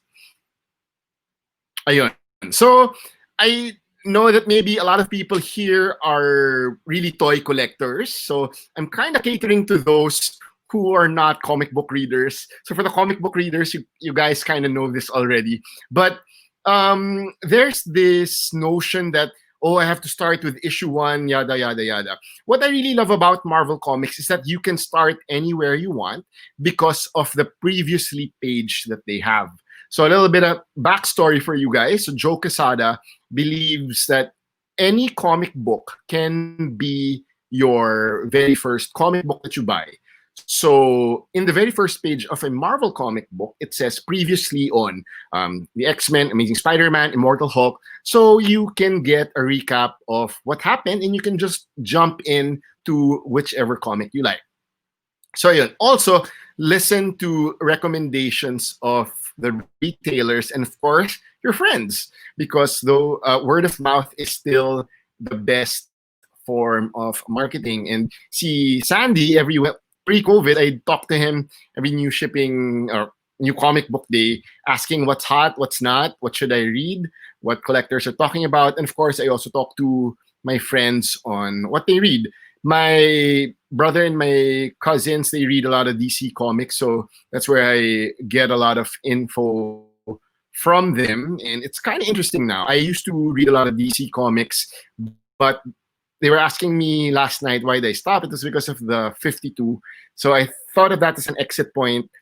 I felt bad. I invested a lot on the previous issues and I was saving money at that time. So I just decided, you know what, I'm just gonna stick with Marvel for now. So also movies usually are loosely based on certain stories. So I'm giving examples here. I still think that Spider-Verse was the best Spider-Man story recently, all because of Dan Slott, because he really knows Spider-Man and writes the Marvel way. Dan Slott is one of the last few remaining writers who still does the Marvel way of writing. So he writes the story, passes it on to the artist, and then the artist does it up on his own, and then he fills up the speech bubbles later on, similar to what Stan and Jack did back in the day. So my favorite arc of all time was if you can go back to the slide, favorite arc was New Avengers by Lenil Yu and Brian Michael Bendis. Of course, Lex also recommended House of X and Powers of 10 by Jonathan Hickman. Do check that out. And my favorite DC comic book of all time is Superman Secret Identity. It was still drawn by the great Stuart Immonen and written by Kurt Busiek. And it was about a guy named Clark Kent who was named after the real Clark Kent. And then he realizes that he has the powers of Superman. I thought it was really, really cool because it was very relatable. I thought it was the most relatable Superman story of all. Of course, I also have to talk about Why the Last Man by Brian K. Vaughan and Miss Pia Guerra. Best Vertigo comic for me. And I've been a fan of the Umbrella Academy since it came out. See, Sandy also was one of the guys who surprised me with this Umbrella Academy print. And then, Jiggy, since you're the only one really talking about Umbrella Academy here, this is for you. So thanks, Sandy. So next slide. My most precious comic book of all time is a graded copy of a chase variant of the origin story of Miles Morales. And it was limited to 100 pieces. So I got number 3 of 100, and Stan Lee wrote, "With great power comes great responsibility." And he only wrote that for the first 10 copies. I believe some has Excelsior, but for the first 10, it's the only time he wrote with great power comes great responsibility. They did a few polybags prior for Death of Spider-Man, and they were only qualified grades by CGC. So this was the very first one that was witnessed by CGC, and it's free grading if you find this comic book. And at the back, it's Axel Alonso, who was EIC at that time, printed the certificate of authenticity at the back. So there. Next slide, please. So my love for comic books evolved to art collecting, primarily because when I talked to Sandy, why are people buying comic book art? You know, you're the only one who has it in the whole world.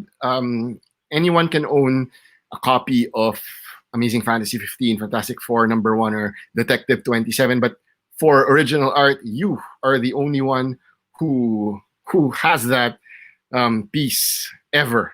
So yun. So just some art collecting tips if you want to start collecting. So I'm also sharing with you what Sandy taught me. So #1, you really gotta love the character, love the artist, and love the story. So in the image here is the 75th anniversary image of Marvel Comics, which was conceptualized by Tom Brevoort, and this was painted by Paulo Rivera.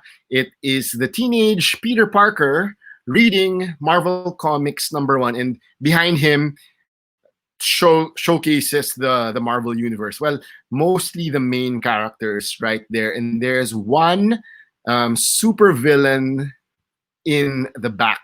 I'll share with you later, but there's only one super villain in this image. So there. Also, please don't buy primarily just because of speculation or impulsively. You really just gotta love what you collect, and ayun, you don't have to resell it. Just keep it because you love it. Ayun. So next slide, please. Also, when you are contacting the artist or the art representative, you gotta be polite. Don't be scared when you ask for the prices. It's always okay to inquire, but you have to reply. If you say no, then just politely pass. I remember Sir Jerry Alangilan was selling the complete issue of X-Men #1 prior to Super Manila. And then his wife, I emailed his wife, si Ma'am Eileen, and I said, no, thank you na lang, ma'am, kulang sa budget. And then, entering Super Manila, she was the only one who told me, Jiggy, ikaw lang nag-reply sa amin. So guys, please reply back to the artists or the art representatives. And then Sir Jerry was also the one who taught me, don't ask for a discount because it's rude, but you can ask for time payment plans. A lot of the art representatives and artists are really cool that way. So this is also my favorite work of art because this was the very first image of Miles Morales. This was done by Sarah Pichelli, and the other ones, the image of Kari Andrews was digital. The sketch of Miles Morales swinging, that's also digital. And the first appearance would have to be Mark Bagley's Ultimate Fallout #4. So that's the key piece now. But if it's first appearance in costume, that's the art you gotta look for. So next slide, please. So just wanted to share you some comic art I acquired over the years. If we start in the upper left, this was the only colored piece of Lineal U. New Avengers #37, featuring my favorite roster with Luke Cage at the helm. And then in the middle, this was from Edge of Spider-Verse #5. And this is the very first appearance of Penny Parker Spider. So that's pages 2 and 3. So among all my works of art, this is the only first appearance that I have. And then to your upper right is Fantastic Four issue 3, done by Esad Ribic. So it's actually here on my left. There. And then we'll go down to your lower left. So this is the only cover that is original from Saga by Brian K. Vaughan and Fiona Staples. But this was done by Paul Pope because Fiona does all her artwork digitally. So I'm really happy and lucky. I got this off a reseller. It's the only Saga original art in existence. And then next to it is the image of Mahmoud Azrar summarizing Miles Morales' life in Earth 1610 with all new X-Men Jean Grey reading his mind. And next to it is the cover of Stuart Imonen with Sam Wilson as the all-new Captain America. And then finally, I showed it earlier, it's the image of Wave from my favorite artist, Lineal Francis Yu. So next slide, please. There, I just wanted to share my love for comic books, where it brought me. Disney Philippines contacted me one day asking me to submit like a portfolio of why I love Marvel, and then thanks to Maybank credit card, they sent me to the Avengers Infinity War fan event and press junket in Singapore. So that's on the upper left. And then because of that, I also sent to the Captain Marvel fan event in Singapore, and then Avengers Endgame in Seoul. I was there primarily to help out the media people with regard to Marvel knowledge. So I was there like an official consultant to what to ask to the celebrities and the directors. And below, recently I've been doing quiz nights for Sure Philippines. So we did a Marvel charity quiz night, and then I've done a series of Friday quiz nights. Last night, Lex De La Torre won the Big Bang Theory quiz night, and then Sandy and Kevin of Pops by Comic Odyssey, they've been sponsoring a lot of the prizes for the winners. So there, next slide, please. Where else has my fandom brought me? I met Mark Miller because of National Bookstore. We had a chat, some dinners, and then he said, hey, you know what? I really like your name, Jiggy.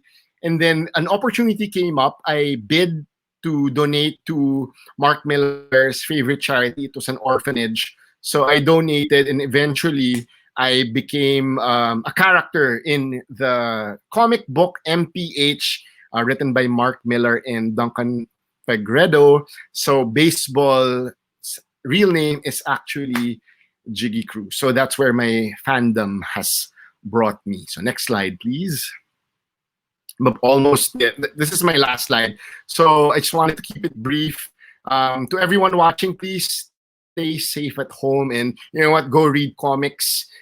Get online from Comic Odyssey. Sandy is really the best in shipping orders, and you know they have a lot of back issues that you can check. Also, if you are on a budget, I suggest you do Marvel Unlimited. The comics come in 6 months later, but it's like Netflix for comic books. And especially if you're a Marvel comic book, I suggest you download Marvel Unlimited. You can read over 27,000 comic books over there. So to Sir Cholo and Groot, thank you very much for having me tonight at TOYCON TV. It's been an honor, and hoping to talk to you guys now. Wow, thank you, Jiggy. Again, I just love the presentations tonight. They're just so I don't know what's the word. It's just so epic. I love the original comic art that you have. I didn't realize that that's an original Esad Rebic. I'm a big fan. Yeah. So this is actually painted artwork. Yes, I can send you the details later. Yes, a lot of people were asking who's your reseller. Where do you get your comic art from, Jiggy? I usually talk to, you can DM the artist on Twitter if they don't have representatives. Wow. But it's been research all these years. Also, I forgot to say, I have to plug in my guys. recently started representing some comic book artists in the Philippines. I'm helping out Oh, wow. Kim Hasin, Torian Gonzalez, Yes. and Miguel Mercado. So if you want some Wow, commissions, you know, they're looking for work. They Of course, they want of to do course. something. They want to do some art for the fans. So hit me up on Instagram at Jiggy Cruz, and I'll get right to it. Oh, very nice. This is Miguel. Is that sorry? This is Miguel's artwork. From Rebel? This is yes, very good. This is Sabine from Rebels. Nice. So Nice. he owns that. What else do you have, Garut? Yeah, I think every time I go to conventions, I try to have artists do sketches. So I think this, things like, Better A Bill, Yeah. Vader and Bill. and I think if people get a chance to go to conventions, oh, there you go. This There's is your Simmons' Torre, Nice. right? Yes, Try to yes. go to Artists Alley and have the artists draw something because that is unique. No one else will have that, and it's Yes. great. It's But fun to you meet. do need to check out their announcements, whether on Twitter or on Instagram. You need to be there first in line to sign Yeah. up in their yeah. booth if you really want the art. But I suggest you check out Comic Art Fans. All the art representatives are there, advertise. So do go check out comicartfans.com if you're interested in comic book art. All right. Maybe later on, Yeah. do stick around. We'll be giving away some original comic art. I think I don't know if Sandy will be giving away some, but I'm pretty sure one of you guys will be giving away something. So thank you, Jiggy. You're Join us welcome. later Thank you for for our having me. Q&A. That is a Yes. really cool Mandalorian helmet. Oh, A lot of that's people were great, admiring yeah. it. That is just awesome. All right, thanks, Jiggy. And So we'll also, bring I in. pre-ordered before the show came out because I knew it was Wow. gonna be big. Yes, it is. All right. Thank you so much. All right. Thanks, So we'll Jiggy. we'll do one last guest for tonight, and a lot of people also are very interested to find out who is this guy, because when we said that a Rob was guesting on TOYCON TV, everybody thought that we were bringing in Rob Liefeld. All right, but sucks to be you. No, it's not Rob Liefeld, but we do have a Rob that we're very proud to have on the show, because in terms of knowledge, this guy is hard to beat. His knowledge of comic books is extensive because he's been in and around the industry. He's worked as a creator, a promoter, heck, even a delivery guy for these books. But more than that, He's a fan. he lives. He's the man. He lives, breathes, and eats comic books. So let's bring him on all the way from Madison, Wisconsin, Mr. Rob Holly. Hello, Rob Holly. Hi, folks. How you doing? Do you know Rob Liefeld? Have you ever met Liefeld? I have not met Rob Liefeld. There's But you, at a convention I was at about 5 years ago, and this tells the basic. This is your state Liefeld of story. This is a Liefeld story.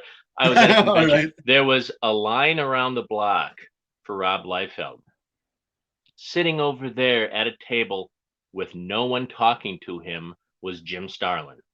And my mind was just blown. It's like, this guy's a friggin' legend, guys. You do Right, not know yes, who he of does. course. Of course, everybody knows who he is now because of the Infinity War Yeah. and everything. But Wow. yeah, so yeah, that's my only Rob Liefeld story.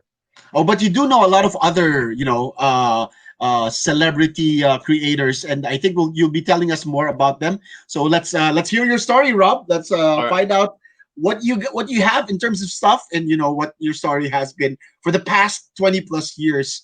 Living this time. stuff. All right, here you go. Thank you, Well, thank you. The floor is yours. Thanks, Cholo. As Cholo mentioned, I've done everything in the industry. I was working in the warehouse when Dark Knight Returns #1 came out, and there were boxes and boxes, stacks of that coming out, 5 times more than all the rest because of its bookshelf format thing. That thing on the right that you see, a guy named Joe Allen at Kamiko did that for my 30th birthday party. It's a homage parody to the Palisades art that ad that's in the DC Comics in the Silver Age. I always thought that was kind of cool, and so he took that up and did that. I took people to Great America On the left, that is our back issue stock, half of it actually at Capital City Comics. We recently had a complete renovation. We specialize in back issues. It's the first comic store in the state, established 1975. Bruce Ayers is the owner, and he is truly a pioneer in the industry. Came out, made a comic store before the direct market made it somewhat easier to be a comic retailer. Next slide. This is some of the genesis of Rob. As you can see on the far left, that's me at age 4, cosplaying Batman, otherwise known as Halloween. And then at the bottom is myself and my wife, Kyla, as the a dynamic duo.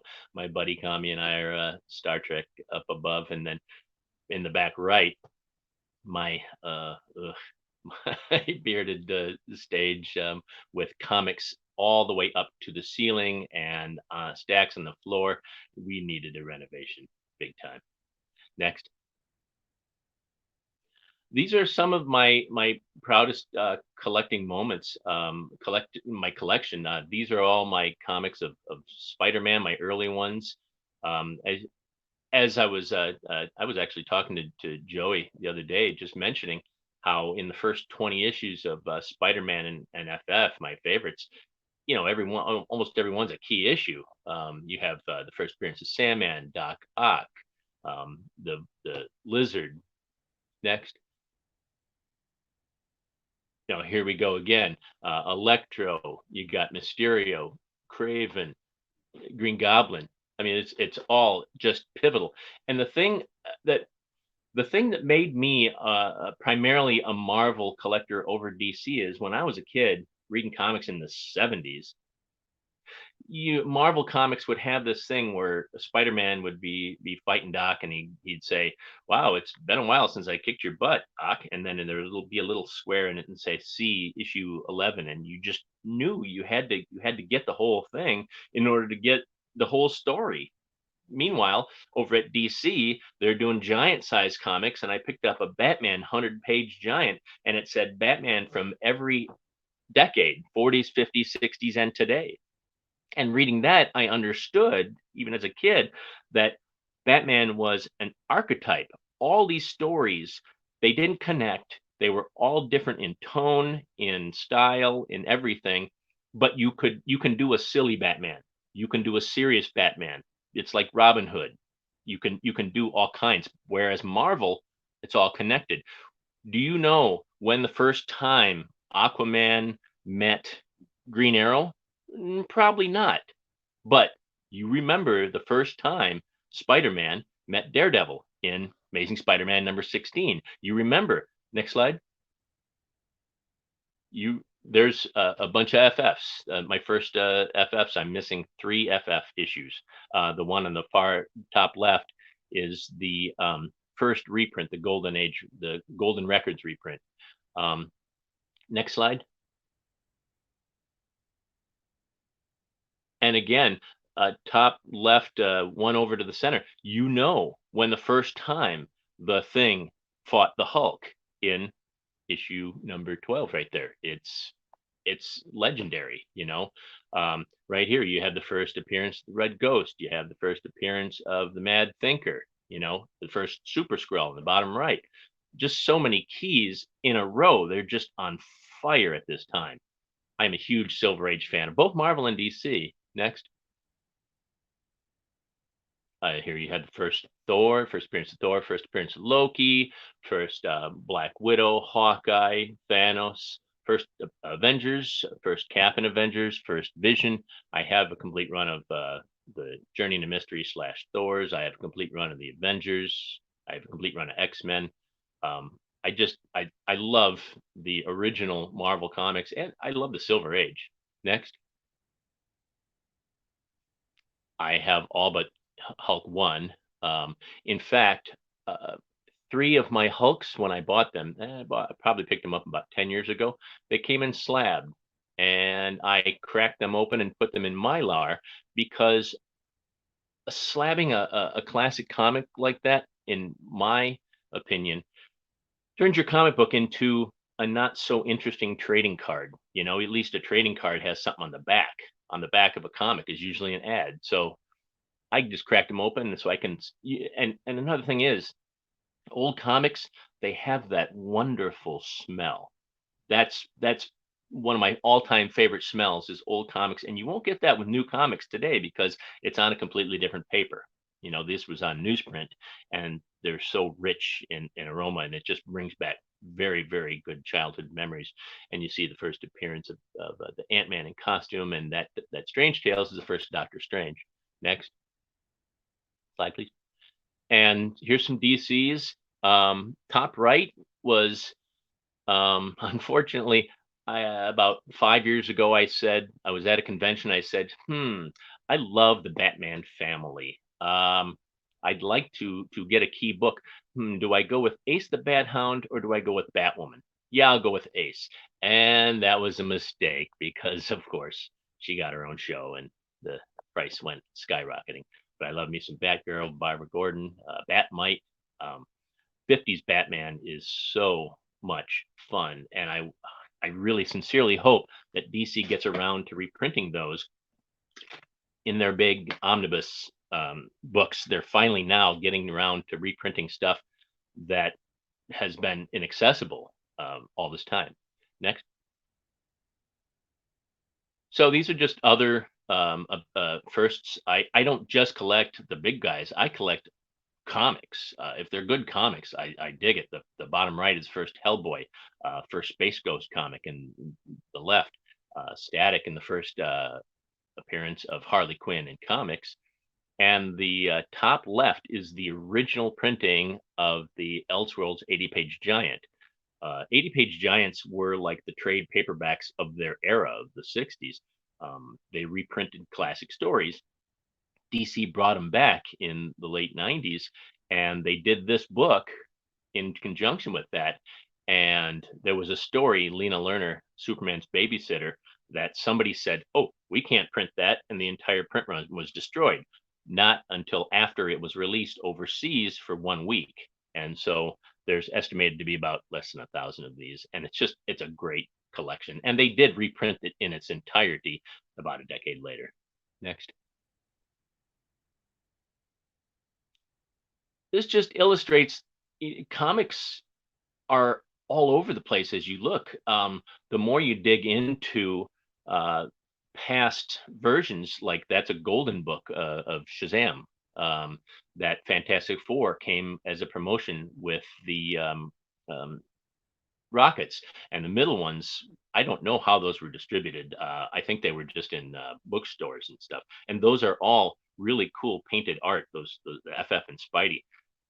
Comics are all over the place. It's been permeating our culture even before the movies and TV shows have made it international hits. Next.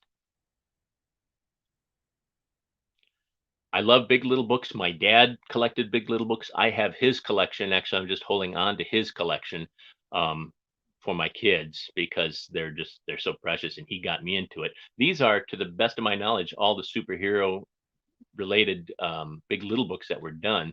They were around since from the 40s till about the 80s, and that's about when they petered out. But they're worth collecting. They're unique little books, and the hardcovers are in color. Next.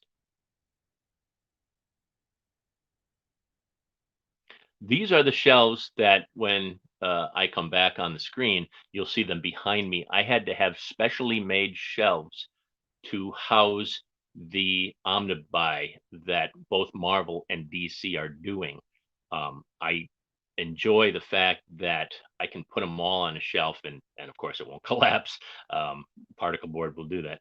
But the DC collection I'm especially proud of, because whereas Marvel, it's at least the fifth incarnation of reprint material that they've done. Some of this DC stuff that they're getting around to, like the Batman, the World's Finest, have never been collected. DC's always been behind Marvel in the reprint era, and it's a little frustrating as a fan of DC Comics, but you know they're catching up. Next. I had this made because 1963 is my favorite Alan Moore story other than Watchmen. Alan Moore is best when he is playing with somebody else's toys. Watchmen, of course, is um, an homage slash mirror image of the Charlton heroes of the 60s, and Blue Beetle and Captain Atom. And his work on Supreme was really some of the best Superman stories ever. But this collection of 1963 was handmade by me. I commissioned it and then had a professional bookseller bind it to look like a Marvel Masterworks, because it's such a wonderful parody of Marvel in the 60s and all of the material they were doing at the time. Even the ads, there's like a Stanley soapbox type thing in there. There's letters pages, there's ads for upcoming issues. And the regular ad, just everything. If you don't have 1963 and you're a Marvel fan, seek this out. It was never completed. It was supposed to be completed in an annual, but Jim Lee was involved in that, and he didn't have time, so it never got completed. And then they had a falling out with Alan. So why this material has never been collected is a mystery to me, but I collected it anyway. Next. Also, I have one of the most eclectic collections of all the guys here, because I only collect 3 things: Star Wars, Star Trek, and superheroes. So how big can that collection get? Well, if you're not going to limit it to just focus on one thing, there's a lot of cool stuff out there. This is just a collection of my Marvel Migos. I have very few DCs, but I got these quite a few years ago. But that was the first action figure line that there was, other than Captain Action, and I was not old enough to appreciate to get in on the Captain Action. But this was also one of the few lines that had representation of both Marvel and DC. There's a few other ones like the Minimates and Legos and stuff that do both. But this was one of the earliest ones, and it's cool because there was a magazine called Toy Fair, and in Twisted Toy Fair Theater, they would use Migos to pose to do funny scenes, and it ran a very long time. Next. These are just some weird oddities that were around the 70s. They did that Spider-Man in the middle. They did Spider-Man, Batman, and Superman in that weird pose, like they're flying, like the guys didn't get it. And then in the second wave was the Thing on the right and Doctor Strange on the left. And I missed out. I didn't have enough money at the time to buy Red Skull. Is out there too. Why Red Skull? I have no idea. Probably why I didn't buy it. But next. Other Migos, Star Trek. These are from 3 different eras. The original Star Trek Migos on the left, unpunched, is from the 70s. The middle one is a great resurgence that they did in the early 2000s. I believe it was Diamond Direct, and they did a lot of figures. They redid almost all the original ones, and they also did new ones like this Mirror Kirk, which is now available in the right format. And the right is the new Migos, which are out now. I have many opinions as to why they're not a hit, but they're working on getting a Planet of the Apes license. Migo was also, they had Star Trek, they had Marvel, they had DC. They had Planet of the Apes. They had a bunch of TV stuff. They had Wizard of Oz. Migo was huge, and because of the cloth outfits, they lend themselves to customization easier than any other line.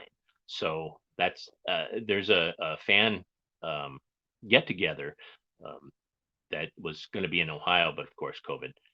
But I went to last year called Migo Meet, and Marty Abrams, the creator of Migos, was there announcing a bunch of new Migos. Next. And these are some of the original aliens that were done. Then the left is the first wave. Star Trek figures. They did 6 of them. They did 5 of the original guys, and then a Klingon, and then they did a wave of just aliens, and they really didn't know 100% what they were doing. They called this guy Talos, which is the planet where he's from, but licensing. Next. These are Star Wars 12 backs. They're the Luke and the C-3PO are unpunched. I collected these later on. Of course, I had these originally when I was a kid. I loved the Star Wars action figures. Who didn't? Got them all loose, and then later on went back and I got them carded. But I was buying these 15 years ago, and I always meant to come back to it. And then a couple of years back, I said maybe I'll increase my collection.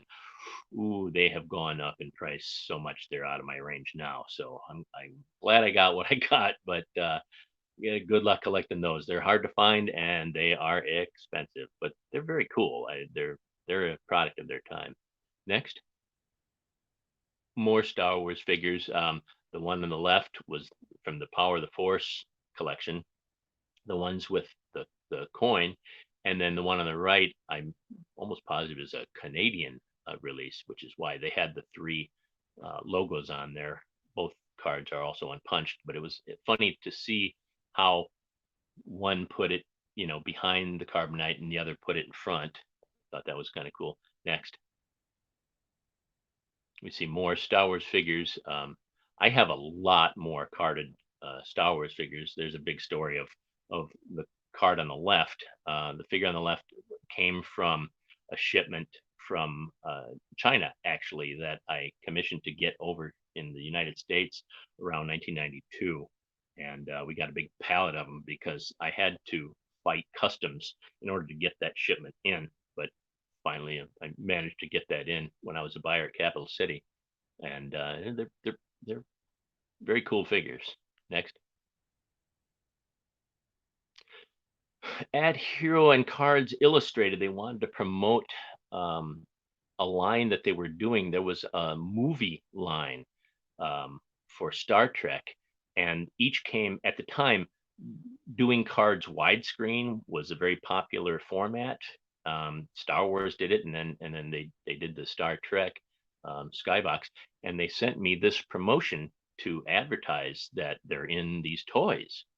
Well, turns out Mr. Leonard Nimoy did not sign off on the licensing on the likenesses, and so this card was never produced. And so it's one of the coolest, unique things in my collection that nobody else has. Next. I love Bowen.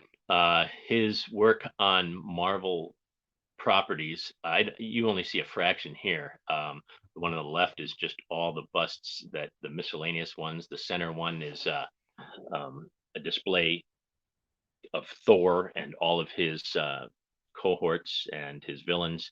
The Fantastic Four on the right. Those are basically other characters, but I have the FFs too. Just Bowen was heads and shoulders above everybody else. Even the bases are characters of themselves. I have all of his classic statues of the Avengers, FF, Spider-Man, and the Defenders. I only am very, very grateful he never got the license for DC, because I don't have room for those. Next. This is an original animation cell from the opening of the Batman cartoon from 1977. It was expensive at the time, but I bought this at my first convention before Batmania. I mean, this is like 1985. And this is before Batman was another huge hit. There was 2 very, very big spikes in Batman popularity. Of course, 1966, when the show came out, it was a huge hit. Merchandising is huge. There was a lot done. And then, of course, 89, the Tim Burton film. But this is right about 4 years before that. And I'm very, very proud of that animation cell. I have other animation cells too, but not nearly this cool. Next. So these are just oddities from around, you never know what promotion piece is going to be cool. Like on the bottom left is a Nexus print that was supposed to be given away with Nexus #1, and Capital had a bunch of them. So I asked if I could have one. They said yeah. And the bottom middle, that's a promotion promoting Stargate and Farscape, but it's done by the great Neil Adams. And you can't, this art, I don't think it appeared anywhere else unless it appeared possibly in a Neil Adams art book. But stuff like that, even if you go to your comic store, grab the promotions and set them aside, because you never know when you see something that's completely unique. The bone figure, that's the front and back of a card. And those were a Cards Illustrated promotion. There were 3 different ones done of Phone Bone, Smiley, and Phony Bone. And it was based on my idea. I talked to Jeff and he said, what should I do? And I said, well, when I was a kid, I used to make my own, this is pre-Mego even, I used to make my own action figures by drawing Superman, cutting him out, turning it over, and then drawing the back of Superman to have like a front and back type thing. He said, that's a great idea. And so he did this for Cards Illustrated, and there's with a little tab that you can stand him up. And he graciously let me keep the original art for that. The right figure is so meta that it's Mickey using a Mickey phone. And I'm not even sure how many of our viewers remember phones with cords, but I just thought that was kind of a neat little oddity. Next. These are other just miscellaneous things I thought were cool. You never know when something like this is going to show up, and and the print runs on a lot of this stuff is like nothing. Like the Diamondback card. Did you even know this Diamondback card existed? Do you even know who's the figure on the Diamondback card? It's Cerebus from the longest running 300 issue run independent comic from Dave Sim. The Rocketeer was marketed a marketing failure by Disney. It's one of the coolest superhero movies of its time. Laputa, of course, Disney now owns Studio Gimli, so that's worth a look. I was disappointed with their re-release of it. I would be watching Laputa with the original, not even subtitled, and Disney somehow toned down the music. I was disappointed in that. And then the Tick, those are all new stories in that digest, and to the best of my knowledge, there's 2. There may be more, I do not know, but I've got 2 of them. Next. And there's other, always be on the lookout for cool collectibles. The thing on the top, the 3 Spider-Mans, those were just in Pop-Tarts last year. And believe it or not, the Peter Parker was the toughest one to find. And there's only 3 of them. And ta-da, your collection's complete. It's neat, and it's also based on that Bone front and back type thing. There's also a back on those too, where you can tab them up and have little stand-up type figures. The bottom ones were an FF 4-pack where you put the puzzle together, and then the circle inside it made Dr. Doom. And the only way to see the image is to hold it up to the light. As you can see on the right, there's the thing. And it's one of the coolest, neatest promotional things ever. And who will ever do this again? Probably never, very unique collectibles. I like the uniqueness of them, and they just, and chasing after 4 or 3 items, that's not too bad. Next. These were just promotional copies that I got, one at Hero, and then one came in through the store.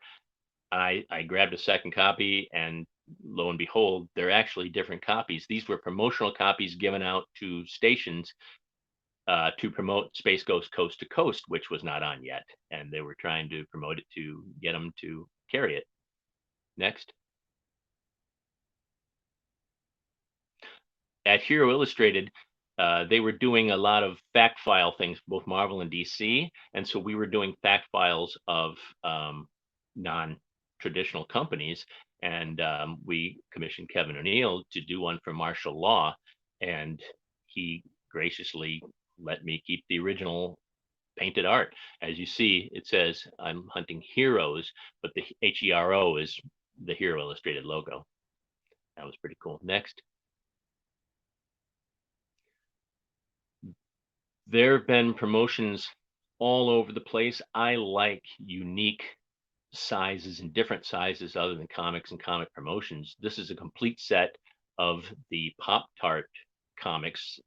Again, Batman was huge in the 60s. There was a huge marketing promotional buzz on Batman at the time, big push. And these are all original comics done for Pop-Tarts. Next. I think the next has half of them. Next slide, please.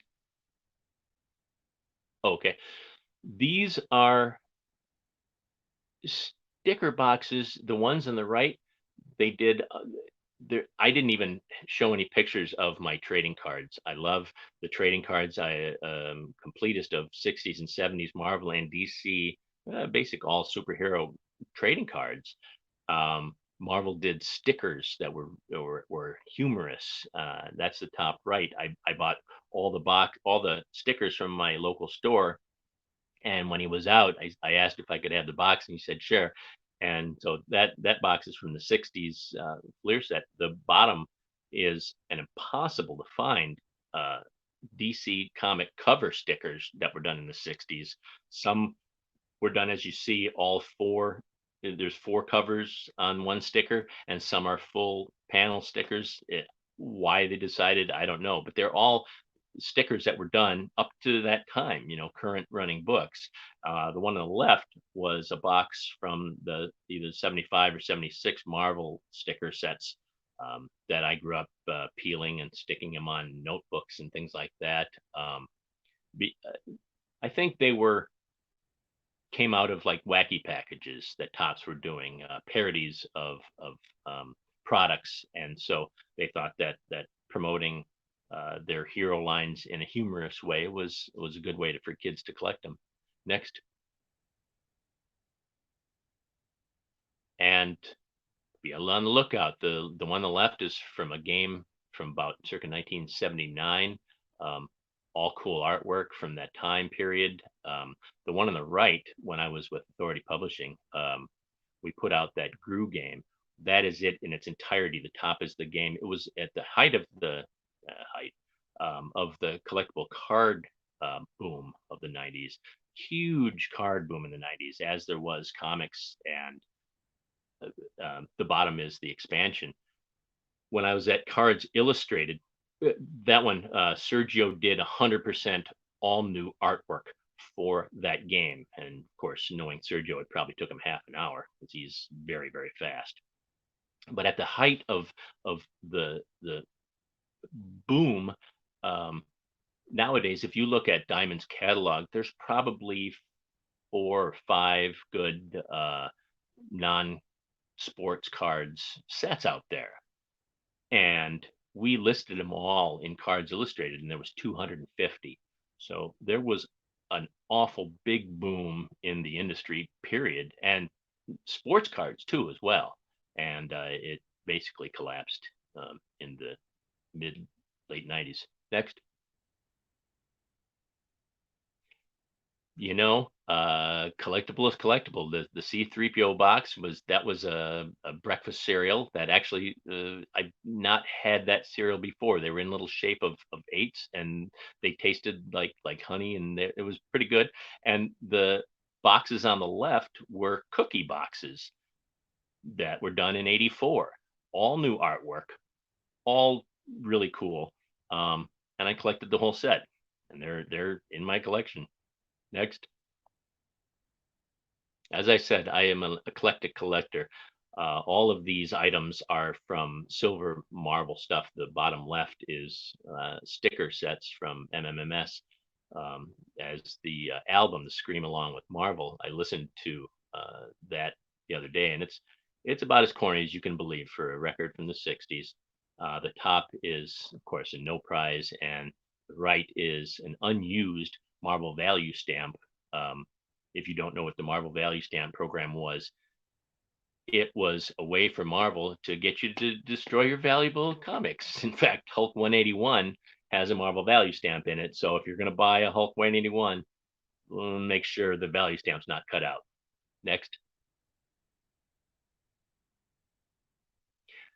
These are guidebooks. The one on the far left went out of print almost immediately. The owner of the store didn't even get one. I had to go online and get one for him. And then the middle one is a second volume of that. And the one on the right is 70s. These showcase, these are amazing guides to all the miscellaneous collectible stuff that was out there. And they could do a whole book on this because they didn't do nearly the amount of merchandising that's done today. You go down a toy aisle, forget about the toy aisle, you go down any aisle in Walmart, in Target, and you'll see a towel or a t-shirt or a book, and especially the toys or the DVDs. Well, in the 60s and 70s, that wasn't so. It wasn't everywhere. And so this is a great guide to all that stuff. It's very, very cool. Next. And there's other guides too. The toys, the Migos, like I said, that they only did one based on the world's greatest toys because that's obviously the most popular. And then Captain Action was a precursor to Migos.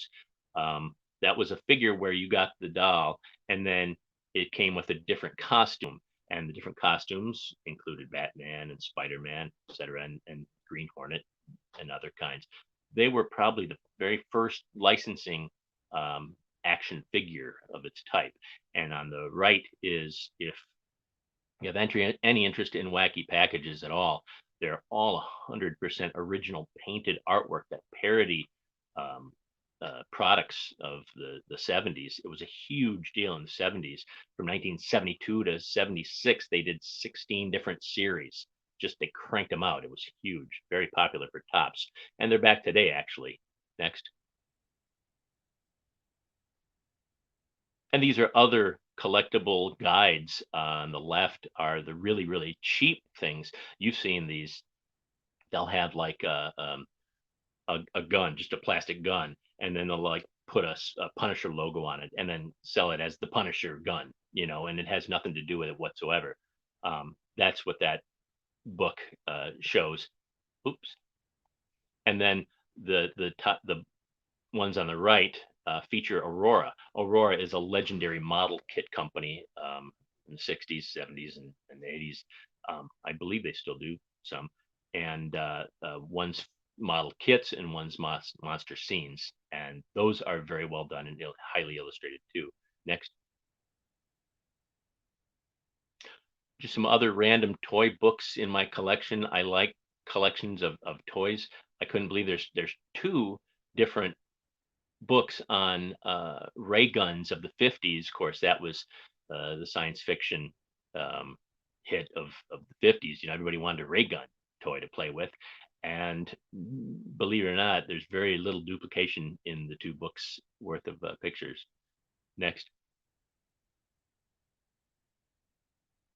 And of course, Star Wars, beloved Star Wars. There's been a lot of books based on Star Wars action figure collectibles. These are just two of the best ones. The one on the left, I believe, is done by Sand Street, who also does the book on the right, which is other miscellaneous Star Wars vintage collectibles and merchandising.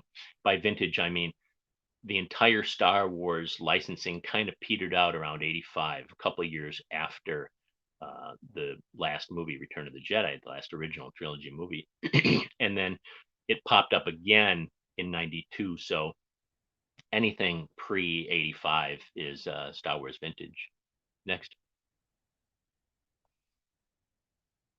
So I've told people a lot of times that the smartest thing I ever did was collect original art back in the 80s. And the dumbest thing I ever did was stop. I was paying like that Kirby page, probably $100 at the time. Now thousands. Steve Ditko artwork. Steve Ditko did less than 1,000 pages of amazing Spider-Man art. If you count it up, I think 957 when I counted. And that's an original page from Spider-Man number 10. I had the cool thing is collecting original art from this era. There's no digital. Everything is as you see it in the comics. You collect original art today, and they won't have the dialogue box because it's all done via computers. Not so back in the Silver Age and earlier. If you look at the bottom middle panel, you can't really see it from your vantage point. I had a closer up picture that didn't get included, but Ditko erased Spider-Man and the Thug's heads that were both to the left of Spider-Man, and he erased them to make him more leaning out, more menacing, and show more menace and more power that Spider-Man has, that he can lean forward and hold the Thug. And that's the kind of thing you don't see in the reprints, and it's only in the original art. Next. I love John Romita. That from 88 and 90, that issue number 90 page, I'm very proud of. It shows Spider-Man in all different poses, and the thing about Romita's Spider-Man is no matter what the angle was, it looked like he took a photo of an action figure and just turned it around, because it always looked perfect. I absolutely adore John Romita Sr.'s art. His son's no slouch either, but Romita Sr. and that's a very pivotal story. If you've never read Amazing Spider-Man 90, it will move you. It moved me as a kid, and it is incredible. Next. Growing up, reading comics in the 70s, the two kings of that era are John Byrne and George Perez, and managed to get some art from the Avengers from dealers. There would just be stacks of original art, just stacks, and just go through them and say how much, $30 for this, $50 for that. Okay, pick a few up. That's why I stopped when I did, because I had representation of the guys I liked, and of course, if we all had time machines, none of this would be valuable because we would all have it. Next.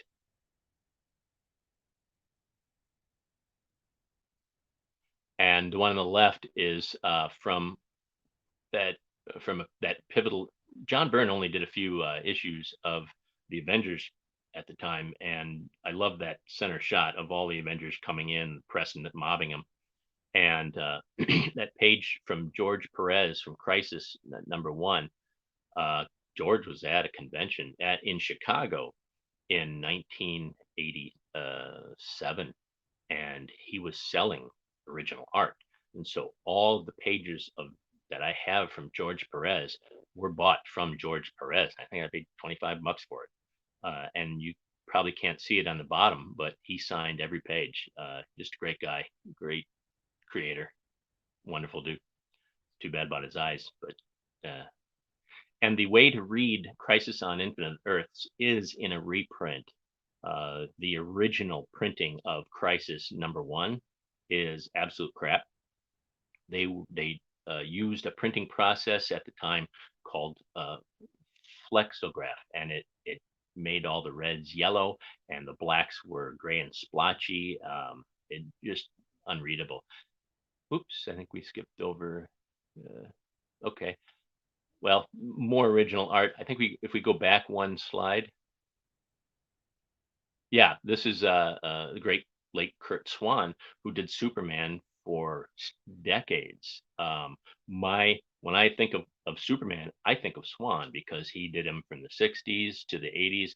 In fact, he did him up to Alan Moore's the last Superman story. He did both chapters of that, and that one of those chapters was inked by George Perez. Absolutely stunning.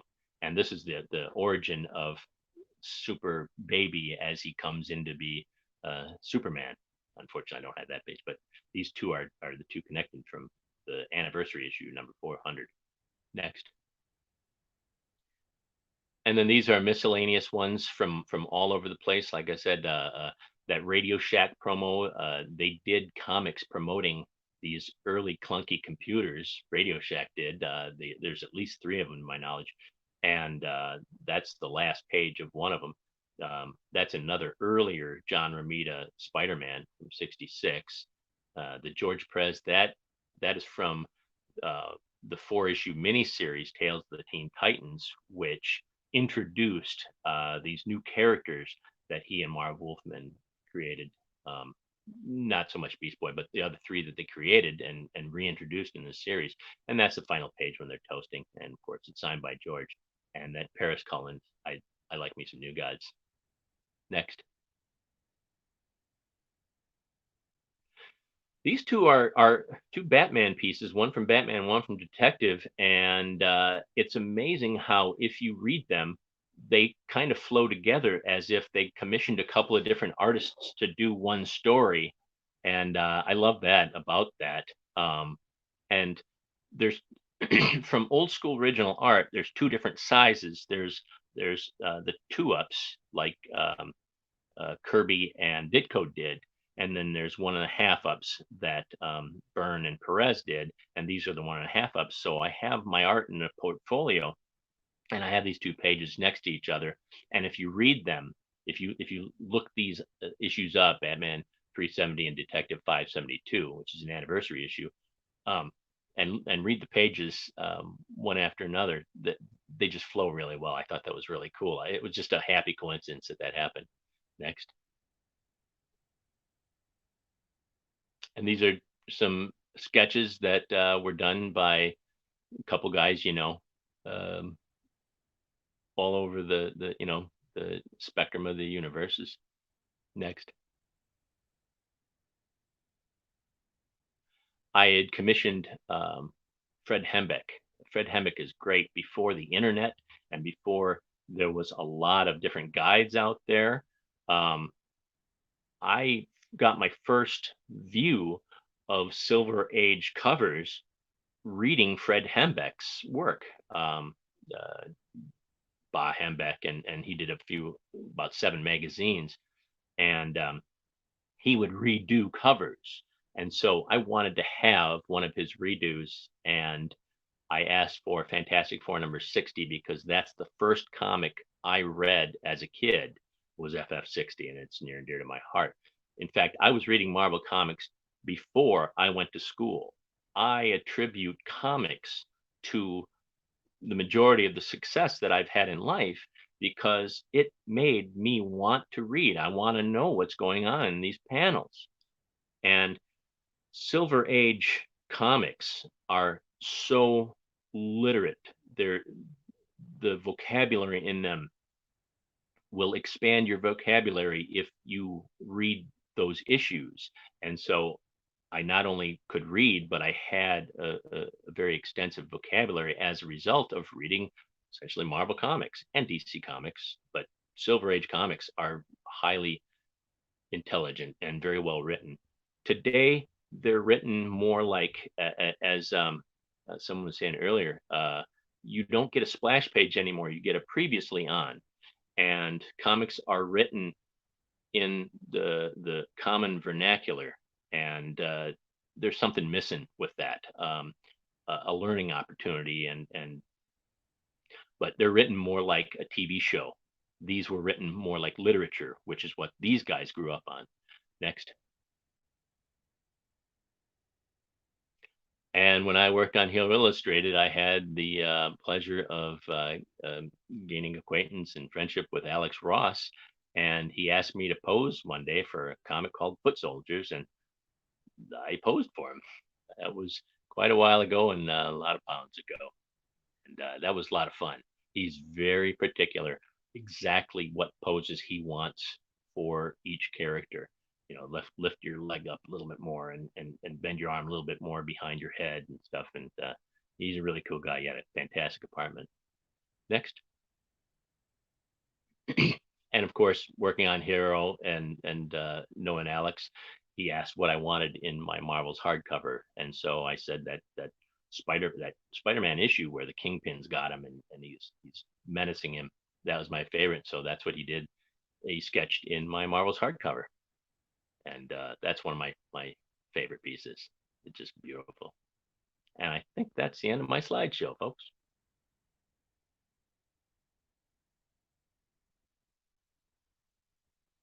Thank you, Rob. Again, another great presentation. Oh my God. What started off as something really nostalgic. I mean, for us collectors who've been around collecting since the 80s, we're very familiar with the stuff that you just showed us. But just the latter part of that presentation, where you showed us all of your original art pieces, that was just mind blowing. What a great collection. And Garut, did you have a question for Rob? Well, at some point, yeah, I think it's great to find out your perspective on what the state of the industry is, and it might make sense to bring all the other folks in. What do you think? All right. Sure. Let's bring in everybody. We're running a bit long, but it's okay. People are still in the show. We've got a lot of people really excited to find out what we all have in common. What's the secret behind our being such long-standing collectors? Was there any? Maybe let me start off with a question. Okay, no, I wanted to start off with some other question, but anyway. Let me stick to the script, and we'll get some questions also from the audience. All right. Best comic book in your collection? I know this is a tough question to ask, but what is your one single issue that you would probably never let go of, or is probably your most prized among your entire collection? Let's start off with Lex. If there was one comic in your collection, that would stand out as your prized comic book. Probably it would be, well, first of all, this is a very difficult question to answer for collectors. Yes, I know. If we base it on monetary value, the choices would be, so many choices. So I'm going by the personal attachment that I have to the comic book. A trade paperback of the Death of Superman. It's not even a first print. I'm particular with the printings of my collected editions. I only collect first printings. But this particular comic book, I bought it probably I did not buy it. I got it probably 1994. It was a gift of my mother to me. So that stays with me forever. The Death of Superman. Trade paperback. We're getting some feedback here. There we go. Yeah, we are getting some feedback, Lex. Maybe you can adjust the volume of your, or it's probably because you're using the speakers, right? All right, so we'll fix that. Thank you. What about you, Jiggy? If there's one thing that okay, so it's signed by Stanley. Yeah, it's really more sentimental than high value, and it being a chase variant, like a treasure hunt, a Willy Wonka type of comic book, and all the more it's special for me. Thank you. Sandy, we didn't see much of your collection, but I'm pretty sure you collected back in the day.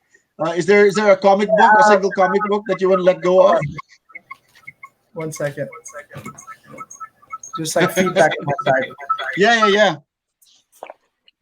Maybe you can wear your headphones. If it's probably the sound that's coming out of your speakers. If your speakers are on. All right. Well, while we're waiting for Sandy, maybe we can ask Rob the same question. Is there a one book in your collection you wouldn't let go of? I think pretty much it would have to be the Marvel's hardcover with the raw sketch. Can you hear me? That's one of a kind, No, I can't hear you guys. Oh, you can't. But it's much better. It's much better, Sandy. Yeah, that was an awesome. So he just did that on the spot, Rob? No. On the spot? I gave it to him, and it took weeks for him to get it back to me. Because before Marvel's, nobody knew who Alex was. Marvel's really put him on, on the map there in '93, right. And so he just said, "What do you want?" and done in it. And I'm sure now he would get thousands for something like that, But it's just something special because he asked me what I wanted. And he did it to perfection. You can even see if you see it, you can even see the gauntlets underneath Spider-Man's costume. It's attention to detail on his stuff. Wow. He really did his work on that. Oh, Yes. yeah. All right. Sandy, go ahead. Yeah, there's still feedback. I can't figure it out. Yeah. Oh, I think you muted yourself. Okay. So, all right. Maybe you can. Maybe it's the headsets. Maybe if your headsets are, but you can't hear us. If you know. Right. Right. Okay. Oh, there you go. There, can you hear me? Yeah. Yeah. We can hear you. Well, anyways, Maybe somebody's Facebook is open. let me see. Hold on. Could be that. Is your Facebook open? Could be that. There, can you hear me now? There's still Yep. feedback. Anyway, It's okay. It's okay. anyway, as far as comics go, I don't have any like anything huge like Rob here. At last count, I had 50,000 comics, man. So Yeah, 50,000. Oh wow. at last count, but I have more since then. So I have more stuff than a human should be allowed, and I have a very, very understanding wife. I figure out the feedback. Wow, wow, good for you. All right. What about you, Gurut? I know you collect yourself. Secret is this Avengers your number 19. The first time I wrote to a comic book that got printed. wow? So you're in the letters page of this particular comic book? Yeah, first time I wrote, and I've had a couple printed since then, including yours. All right. Ours. Yes. We actually came out in a letters page. So just one of the few thrills in my life. There you go, Sandy. Is that okay? Yeah. Can you hear us? Figured it out. There you go. Much better. Much better. All right. Nico figured it out. So yeah, as far as comics, I don't have anything like big, like in particular, like Rob or Jiggy or Lex or anything. I have basically a huge backstock. Nothing. I don't have any Spider-Man #1 or anything like that. I pretty much gave up collecting comics about maybe 25 years ago, because as a retailer, it was always hard for me to keep stuff when customers would ask for it, and I would have the book, and I need to like pay the rent or something. So I ended up just selling most of my. I used to have a pretty good Silver Age and Golden Age collection. Wow. Just sold it through the years, and then I just You stuck sold to it? some original art. Yeah.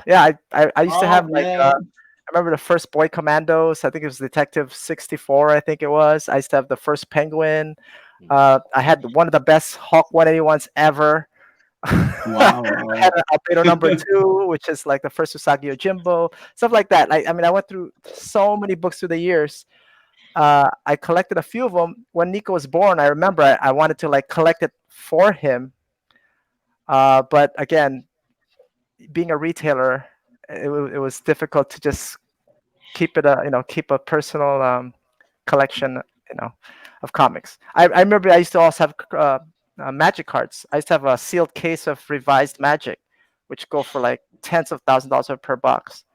So that's something Wow. the years I sold off here and there. I was surprised that the 12 backs of Rob. I mean, you rarely see those, especially in that condition. Yes. I was like, whoa, 12 backs. They're hard to come by as it is. To see them unpunched, the plastic is clear. It's like Rob probably paid a good sum for those, unless he picked them up when he was a kid, right? Same thing with the Magos. Those Magos are amazing, and Yeah. yeah. But best of all, for me, the original art. I've never seen like Ditko pages, like available. Like you go to conventions, you even rarely see Ditko pages, because Ditko pretty much kept all his pages. Like you'd rarely see those. And hearing George Perez pages for $25. Yeah. From George This is number himself. one. Yeah. One of my Oh my favorites. God. One of my all-time favorites. And $25 that from Crisis #1. Wow. Yes. Amazing. It was all undervalued at that time. Nobody knew that Yeah. original. I thought it was really cool because I knew, I got this original page of art. You can have as many copies out of like you said, Amazing Fantasy 15, but there's only one of these pages, and you have it in your set. Nobody else you can say, "Oh, I got that." No, and so I knew it was cool back then, but like I said, I shouldn't have stopped. I remember all this. When going to the conventions in the 80s, I would see a lot of dealers selling this stuff, but they would be like on the side. They wouldn't be on their walls. It'll be like on a small corner tables. It'll be in stacks. Nobody paid attention to them. I would kind of flip through them and say, "Oh, this is cool," but would never really purchase them. Wow. Because at that time, remember, comics were cheaper, and usually, a $20 original art page I could probably buy maybe like 8 comic books or something like that, which I could collect and things like that, enjoy. It's my knowledge for original comic art was very limited at that time. So in hindsight, I mean, I want to kick myself, right? I was offered the cover to I think it was Amazing Spider-Man 306 or 304, one of those. It's a McFarlane from one of the dealers at a convention I was doing. It was offered to me at $900. The dealer was my friend, and he said, "Look, give me $415 cash and $415 trade in comics. It's yours." Wow. I'm like, $415 trade. It's one of those things you want to go back and say, "Hey, I'll take it." Man, that hurts. I mean, that's an easy $100,000 page, right? Things like that. I saw the original Dark Knight pages. I used to work at Golden Apple Comics in Hollywood and Northridge. So that's where I actually started. It was a part-time job while I was going to college. So during between classes, because my breaks were like 6 hours apart or something, I'd stop by the Golden Apple, browse through the comics, and eventually got a part-time job. And while working there, I got to meet the managers and artists and things like that. When the Dark Knight came out, I think it was the year after when I was working. It's 85. Yeah, I think 86. So I must have been 87 when I was working there. But Wow. Frank Miller's agent at the time was this guy named Scott Free, Mr. Miracle. Right. I remember Scott Free. His name was really Scott Free. So he was one of the I think he was one of the managers at the Hollywood shop. So he would represent Frank Miller. He'd bring over the pages to the Northridge store where I worked, and there was just like pages upon albums and of original Dark Knight art, and it was cheap. I mean, cheap now. It was $100 a page. Like the cheapest was $100, and I think the most expensive was like $300. Wow. And Scott would always say, "Hey, pick up a page. It's only $100." But I was making at that time, I think $3 an hour. So $100 is like, okay, I gotta work, about 35 hours for the week to get one page, and that's, you know what, it's great and everything, but I would just, again, in hindsight, Sandy. I just want to kick myself. Sandy, that story breaks my heart, man. When Dark Knight #1 came out, I was 19, and it was one of the most pivotal moments of my comic career, because I read this and it dawned on me, comics grew up with me. This is an adult Dark Knight. I'm now newly an adult, and I can still read Batman and get more out of it. I was just blown away by that first issue. Yeah, I remember reading the Dark Knight the first time, and I was just like, comics at the time weren't written like that. Weren't like that, no. So I was just like blown away. And this definitely, it was 86. Right. That year was the golden age of like all that stuff. Watchmen came out that year. Let's ask the kids here. What was the pivotal moment in your collecting? For Jiggy and Lex. Both of you actually were I don't know if you were teenagers, but in the 90s when the heyday happened. Back when Image started up, I guess you guys were already around then. We were all around then to watch that, watch comics blow up. But would you remember any one pivotal comic book storyline or issue that sort of made you realize that this is something else? Jiggy, what about you? Okay, I'll start. It's always the same answer for me. Because I started with the Clone Saga in the 90s. It's really a bad start. So there was a time that I stopped comic books, and I came back in the 2000s, and it was because of Ultimate Spider-Man number 13. It was the issue wherein Peter Parker just talks to Mary Jane in the room, and that's it. The whole issue happens in his room. They just talk, and Wow. he confesses to Mary Jane that I'm Spider-Man. And after reading that, like, I've never read anything like this. Like, there's no action. It's just a normal conversation between Peter Parker and Mary Jane Watson, and I thought it was great. Wow. What about you, Lex? Yeah, there are three particular comic books which I consider to be pivotal in my collecting career. First would be X-Men 85, Volume 2, the second volume of X-Men. It was a simple story, a juxtaposition between Professor Xavier's ideologies versus Magneto's aggressive tactics in mingling with humanity, because they had two different ideologies in trying to merge mutants and humans. The story was so amazing that before I used to buy anything with the letter X on it, because X-Men was such a big franchise back in the 90s. So, Yes, but when I read X-Men 85, I then realized that I can collect comic books and really appreciate the stories behind it. And then the other book I'm referring to would be Sandman. When I finished the entire Sandman series, it just made me proud to be able to understand and to be able to finish the entire saga. Every year I try to reread it, and every year I discover something new about that story. Wow. Yes, of course. That entire Vertigo concept was just really groundbreaking. But Sandman in particular, of course, all of us are impacted by it. Okay, so we've been talking about how we've grown up, how we grew up with comics, and so for some of us, of course, the older guys, we probably have seen more change in the industry than the two younger gentlemen here. So I probably just want to ask and get into the, I guess, what's really on our minds is uh, how is the change in the industry, I don't know, affected you as a hobbyist, by way of your collection, or what can you say about the state of comic books now? Because we came from a time when comic books was a sure commodity. People would buy them. So as a business, it would be a very good business model to have a comic book store.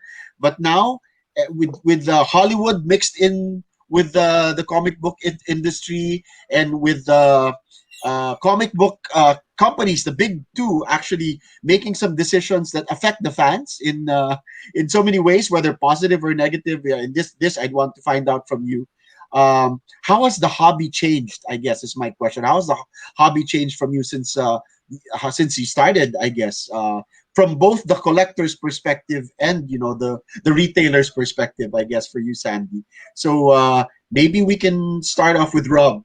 I'd like to, because you have the history behind you there. And how has the hobby changed for you?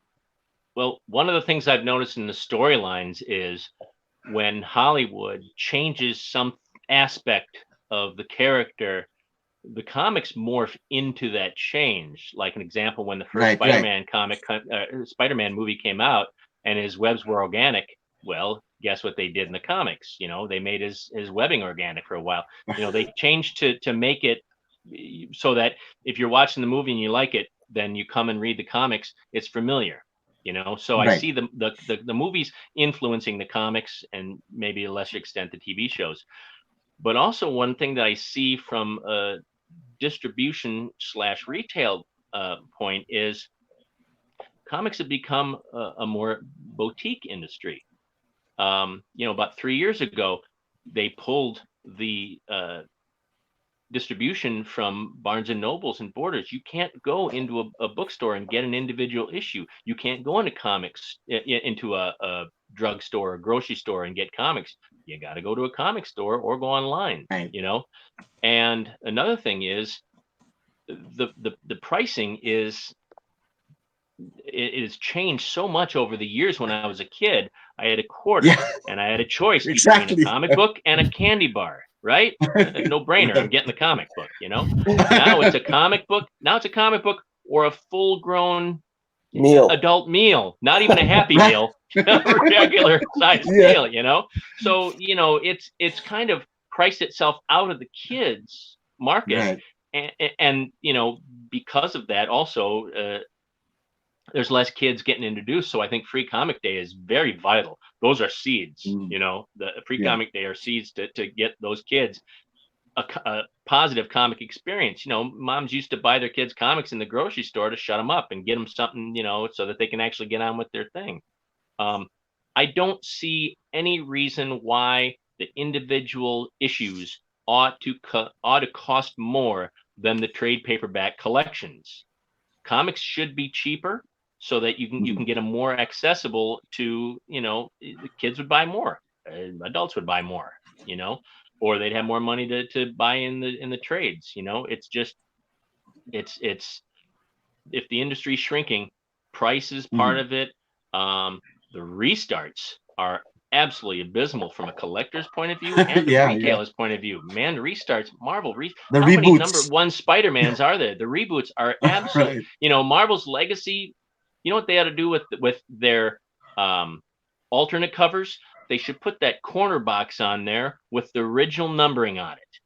And then I think old school collectors would prefer that than number 2. You look at the comic rack, and the oldest number for a Marvel comic is like 27. What, where do I start? And every jumping on point is a jumping off point. So, it's very confusing as a new collector, I think, to go, where do you start, Well, you mentioned something interesting, which is really, who should the comics cater to? Because we were kids, when we started reading these books. As you mentioned, we actually learned how to read from reading comic books.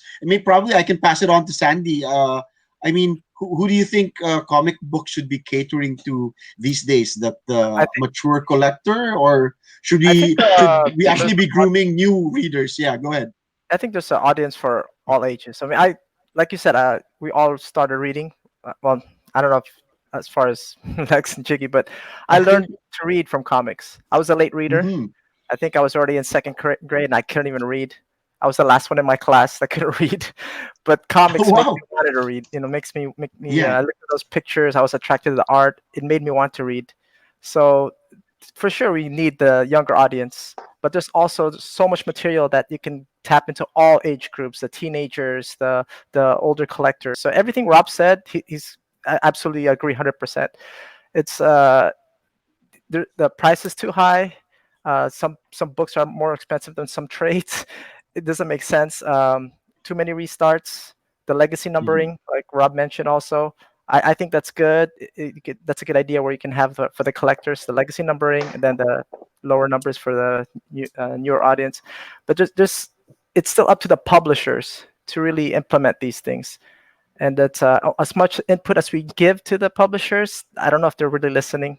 It's all the big corporate people that make these decisions, and a lot of times they just are not in touch with what we see every day, what Rob and me go through every day. The collectors, we love the hobby. We wanted to share with everybody, but it's difficult at times. But I'm still hopeful. There's a lot of good comics out there. May I interject, Sandy? I don't know. Okay. Go ahead, Rob. But one of the cool things about the fact that there are so many trades out there is that in Madison, we are part of a library system. And you go into any library and they have a very substantial graphic novel collection. And you can go on, and we're part of 40 plus different libraries. You can request anything. And so the trades have made it a little easier for the kids to get involved in, the storylines and stuff like that. Our library system is just amazing. I mean, if I had this library system, my dad would never see me. I'd always be at the library. He'd know where to find it, But but getting that first comic, the individual issue in the collector in the kid's hands, that is the key that I think we're missing. Yeah. I wish we had libraries here like that. Yeah, I don't me think we have any too. Me too. libraries. But yeah, if I would probably be lost in library too if it had that that kind of a selection. But yeah, graphic novels in libraries, never even thought about that. But Yeah. back when I was younger, if even I saw anything about comics, I would eat it up. Yeah. Jiggy and Lex, in comic book content in other formats, like of course we have the movies, we have the TV series, now we have games. Is this a boon for you by what in terms of the hobby? Is it something that excites you to have your comic book characters, your storylines even adapted in various formats? And what can you say about that? Jiggy, you're very much into media, so Yeah. what can you say about this? Well, I think for video games now, with the launch of PS5 and then Miles Morales is coming in, I think it's really good for the industry. And of course, Batman with the Arkham. I heard, I'm not really a gamer, but I heard that the Arkham Knight series is also coming out, and of course you have the movie. And I'm also happy to see a lot of comic books series coming into Netflix with the Old Guard, Right. Umbrella Academy, Old Guard, and then yeah. the World Gotta watch that. franchise Lock and will Key. also start next year. Yeah. The Boys, yeah. On I love The Amazon. Boys. Umbrella Academy, Yeah. Lock and Key. Oh yeah. Lock Yeah. and Key. It's good So because before people would laugh at me for being a comic book geek, a nerdy about all these things, but because of the movies and mainstream media, cool for a lot of people. Yeah. We used to be just called nerds. Now we're like the cool geeks. Yeah. Let me Lex. add to that. Geek culture right now is no longer niche. It's actually the Right. mainstream. It has become mainstream geek culture. So who would have thought that? I mean, 20 years ago we were just reading from the comic books the adventures of X-Men, Avengers, and then Justice League, and right now we have movies of these themes. The highest grossing film of all time is a comic book movie. Probably half of in the top 10 are based on comic books. Even the highest grossing R-rated film is based on a comic book character, Joker. Joker. So I'm happy with these Wow. developments. As long as the stories are good, I will continue to patronize comic book movies and comic book series as well, TV series. Do you think now the pattern is the comic book industry like following suit? I mean, following the success of other media, or do you think should comic books still come up with its own original stories? Because as you did mention, Rob, the storylines seem to now pattern themselves with the movies. Jiggy, you wanted to say something? Yeah. This was always asked in the panels in the different comic conventions, and Marvel would always answer the fact that the comic books would be the heart pumping the blood to the different parts of the body. The movies is the face of the brand, and then you have the games, the toys, different body parts. But it's really the comic books, the heart, that pumps all the oxygen, the blood needed in the body. Right. Okay. So maybe my last question, unless you have a question. Do you have a question, Garut? No. Okay, you answer this question first. Okay, but my last question would be: what direction do you think should we head for comics to be, great again? I mean, at least the way we remember it when we were kids, like Rob and Sandy, because this was really just life changing for us. Some of the stories, some of the artwork that we saw as kids that translate themselves now into this awesome material for other content. We somehow get the sense that comics should lead the way. So what direction do you think should we head to for comics to be great again? And do you see any signs of this, budding greatness in the current batch or the current crop of comic books? Maybe we can start off with the young ones here. Lex, what about you? Yeah. Yeah, I'd like to answer. The key for me personally would be for comic publishers to tell good stories, because if you remember my presentation earlier, when interest started to decline during the golden age and then it transitioned to the silver age, what was the key? Julius Schwartz reinvigorated the DC characters. Stan Lee differentiated Marvel characters from the superhero archetype. So the key was to tell good stories. What was the defining comic of the modern age? It was Watchmen, and then it was followed by Sandman, all classic and good stories. So in order to move forward and for comics to be great again, the key is to tell great stories as well. Are you reading anything currently that somehow gives you the sense that things could be good? I mean, things could be great again. Are you reading anything currently now? Nothing from the big two. Not that I hate the big two. It just so happens that I when I buy new comics, I try to collect the entire story arc first, and then I try to read them in one sitting. So what I try to do right now is just read the back issues and some from the independents, such as from Boom, from Aftershock. Those are what I read right now. What about you, Jiggy? What direction should we head for? I think it's really about, I agree with Lex, it's really all about the stories, and that's what makes you read a comic book month after month, week after week.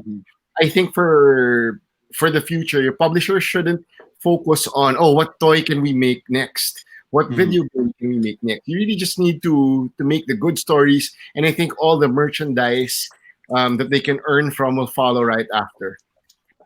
Yeah, you mentioned Fiona Staple a while ago during your presentation.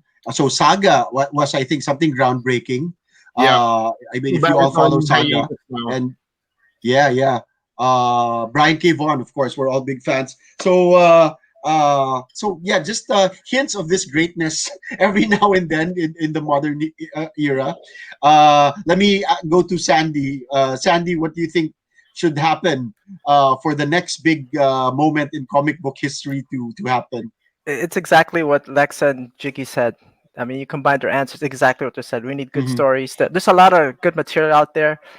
I think the publishers should just let the creators, give them the, 100% do whatever you want, and not Freedom, think about the movies or the characters, because that will come. If it's a good product, it's good material, that will come. It can't be too much corporate. Let the creators be creative. Let the artists do, give them more freedom, creative freedom, and they're gonna come up with a lot of great stories. And from there, the properties will come, the movies will come, and things like that. And I can't Rob, do you think of anything new that I can really point out.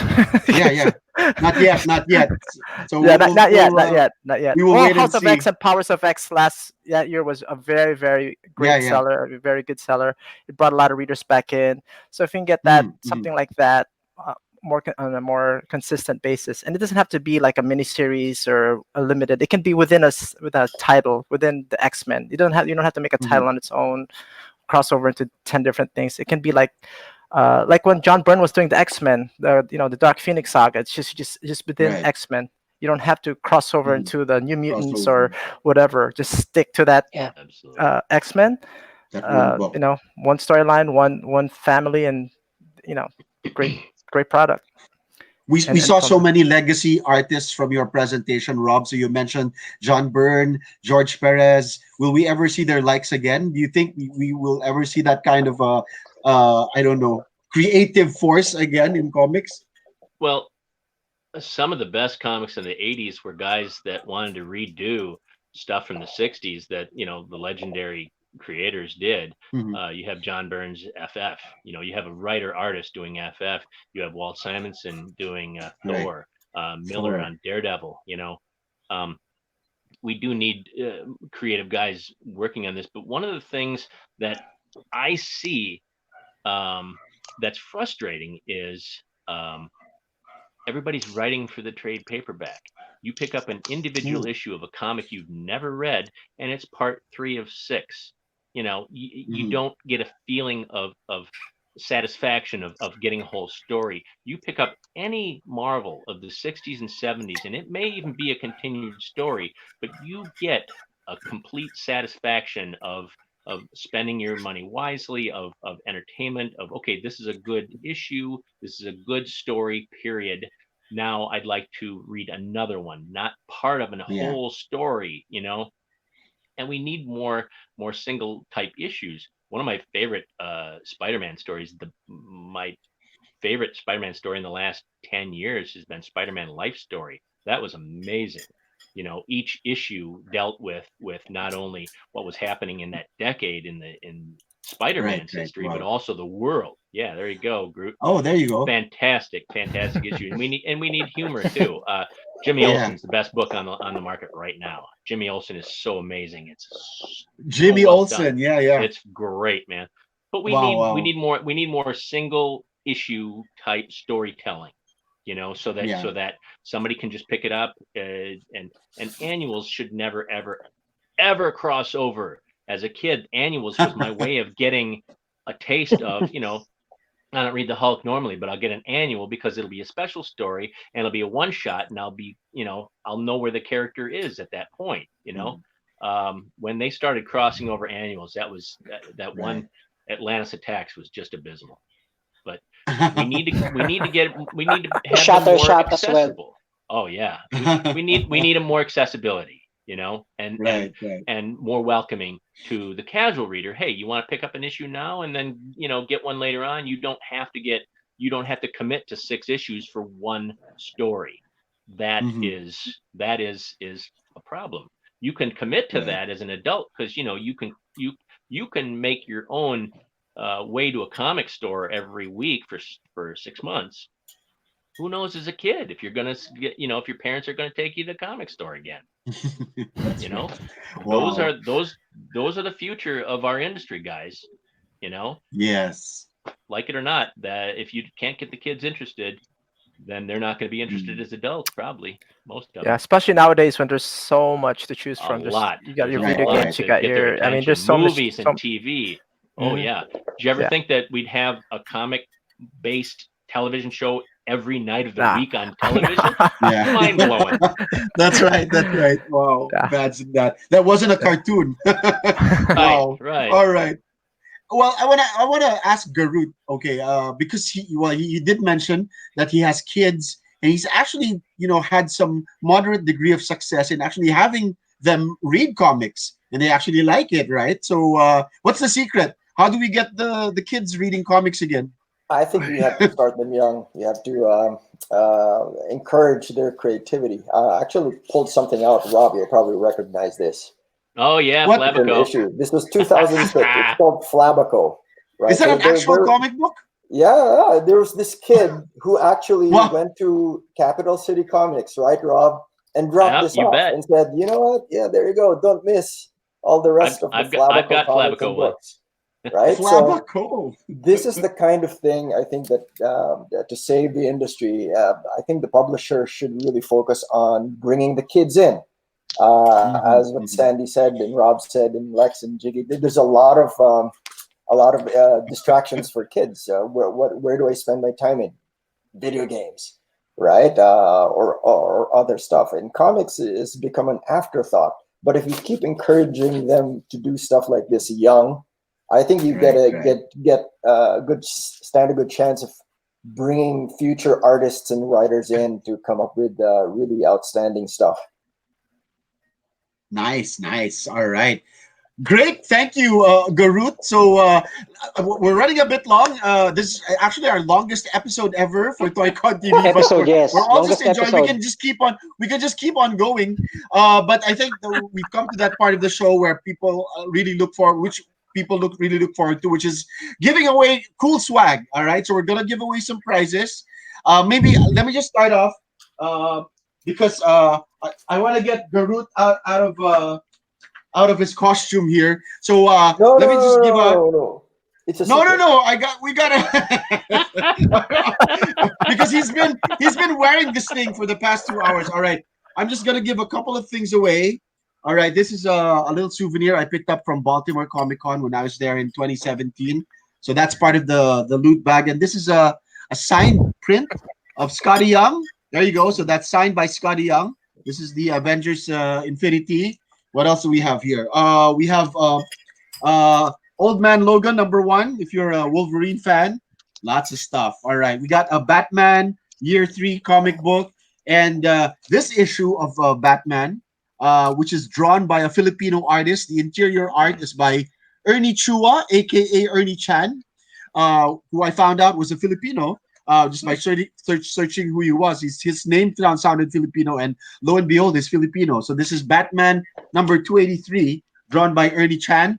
And finally, this Marvel book, Marvel Collector's Item. All right, so I'm gonna give this to just one person who can tell me what is the real name of Garut. I sort of shared with you in my I mentioned it first earlier. message I mentioned earlier. it That's a earlier. tough one. I told you the name of a friend of mine who brought me to the Baltimore Comic Con. So there you go. He's Garut, aka Garut. But what's his real name? All right. So the first person, just to mention his first name, gets all of that, the everything that I showed to you. All right. And we'll send it to you. No problem. All right. So just comment on the stream.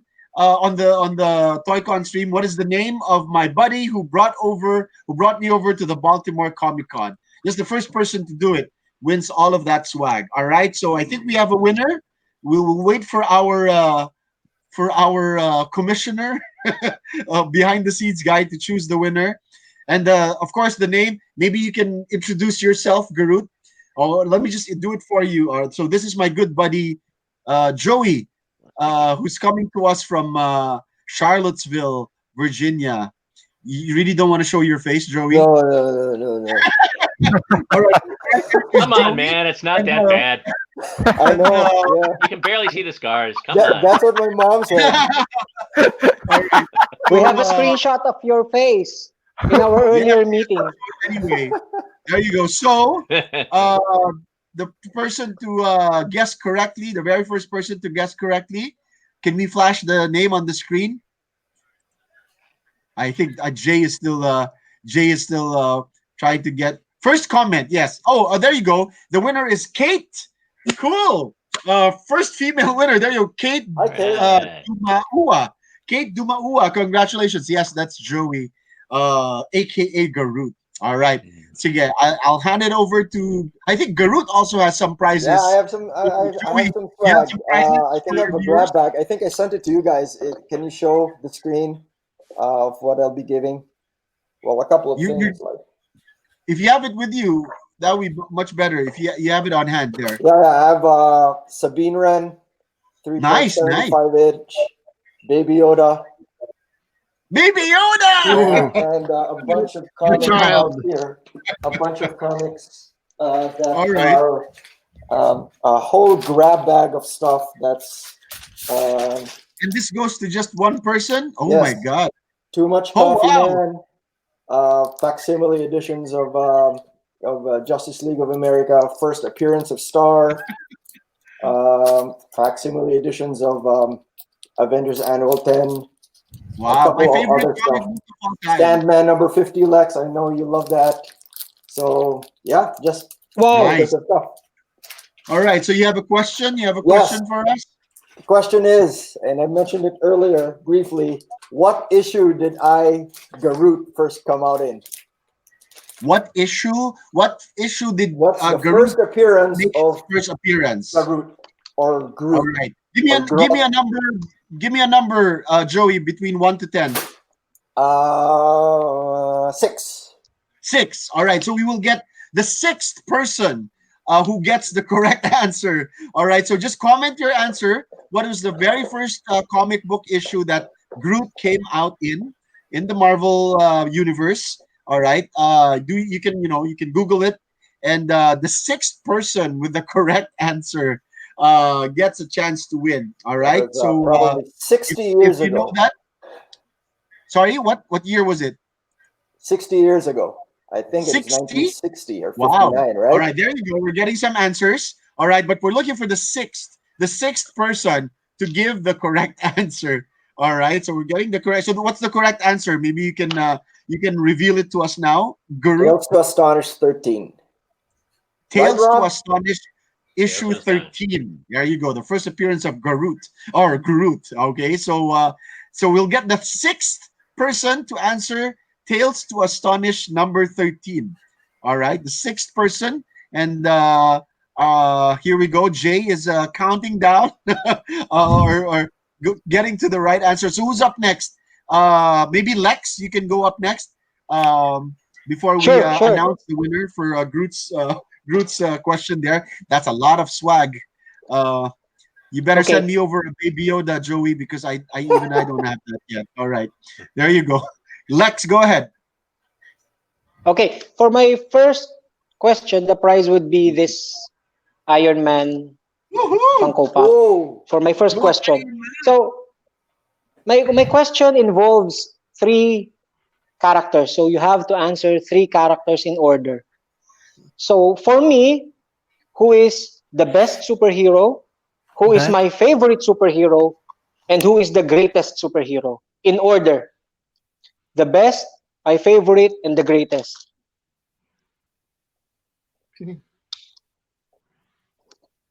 Iron Man is one of the answers, of course.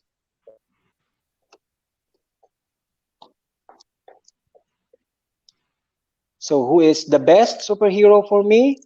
Who is my favorite superhero? And finally, who is the greatest superhero for me?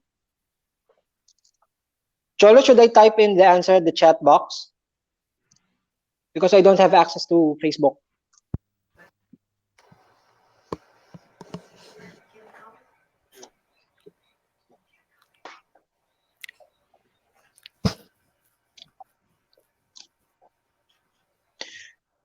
My best superhero, then my favorite superhero, and then my greatest superhero. I've mentioned it a couple of times during my presentation.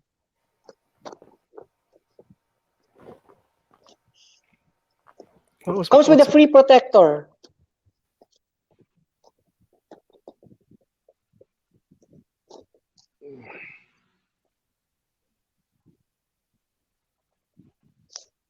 Okay, I'm typing the answer.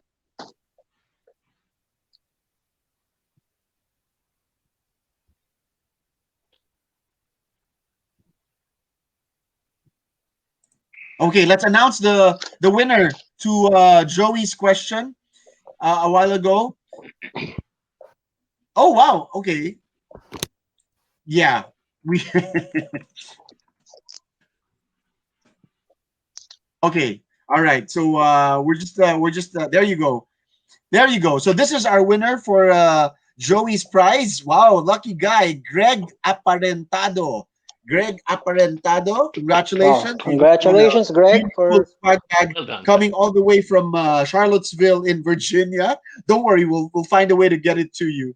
Okay, thank you, Greg.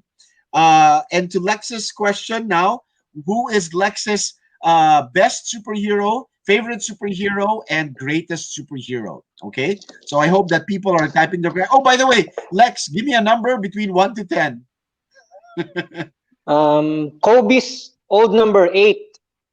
All right, so we will get the eighth person with the correct answer to Lex's question to win Lex's Iron Man. There you go, Iron Man Pop. Okay, the eighth person to give the correct answer. I have another prize, Cholo. Oh, you have another one? Okay. No, let's go to Yep, Jiggy first. later. We'll go back to Okay. we'll go back around to you. All right. So you gave me the correct answer already, and people are already sending in their answers. Oh wow, there you go. That's right. That's right. So get a clue. All right. So we're looking for the eighth person to answer correctly, and the correct answer. Lex, please do the honors. The correct answer Okay. is. For me, the best superhero is Spider-Man because he's relatable. But my favorite superhero is Iron Man. But of course, the gold Okay. standard and the greatest superhero is Superman.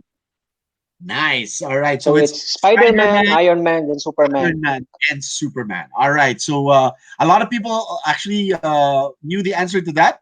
So we will just get the eighth. Okay, we will just get the eighth person with the correct answer. Yes, Jay, I know it's kind of hard to count with the number of people sending in their answers, but Sorry, Jay. it's okay. We'll wait for it. We'll get back to you, Lex. Let's head to Jiggy Sure. for his question. Uh, so let's bring on Jiggy on screen. Let's bring. Okay, can we bring in Jiggy? Me. There you go. All right. Oh, Jiggy's. Oh, there you go. So again, Jiggy, your turn to ask. Wait, so I'm giving away 2 tickets to Marvel Studios Black Widow when it comes out. So you and a date can watch Black Widow when it comes out. Hopefully this year, in November when it's safe to go out. Hopefully. Yeah, But my yeah. question is, a lot of people get it confused. But who drew the cover of Amazing Fantasy number 15? I was born October 6th, so the 6th person to give the correct answer who drew the cover to Amazing Fantasy number 15. Wow, wow. All right. Who drew the cover to Amazing Fantasy number 15? That is the Yes. first appearance of Spider-Man, right? Yes. Okay, Sixth there you go. person. Just for people. All right. The sixth person to give the correct answer wins 2 tickets to Black Widow. What a cool prize. Oh wow. All right. So yeah, let's get that. Maybe do we already have a winner for Lexus prize? Jay. All right, there you go. So congratulations. You just won Mr. Richard Cadiz. There you go. Richard Cadiz, Spider-Man, Iron Man, Superman. So there you go. You just won a gold Iron Man Funko Pop courtesy of Lex Dela Torre. Congratulations, Richard. All right. And to Jiggy's question now, that's pretty easy. So the sixth person to give the correct answer, who is the artist of Amazing Fantasy number 15? It is not there you Steve go. Ditko. So a lot of people Oh, think it's really? Steve Ditko. It's not. It The is answer not is Jack Kirby. Wow, there you go. Of course, you know your Spider-Man. Jack Kirby was the artist of the very first appearance of Spider-Man. Wow, amazing. Yep.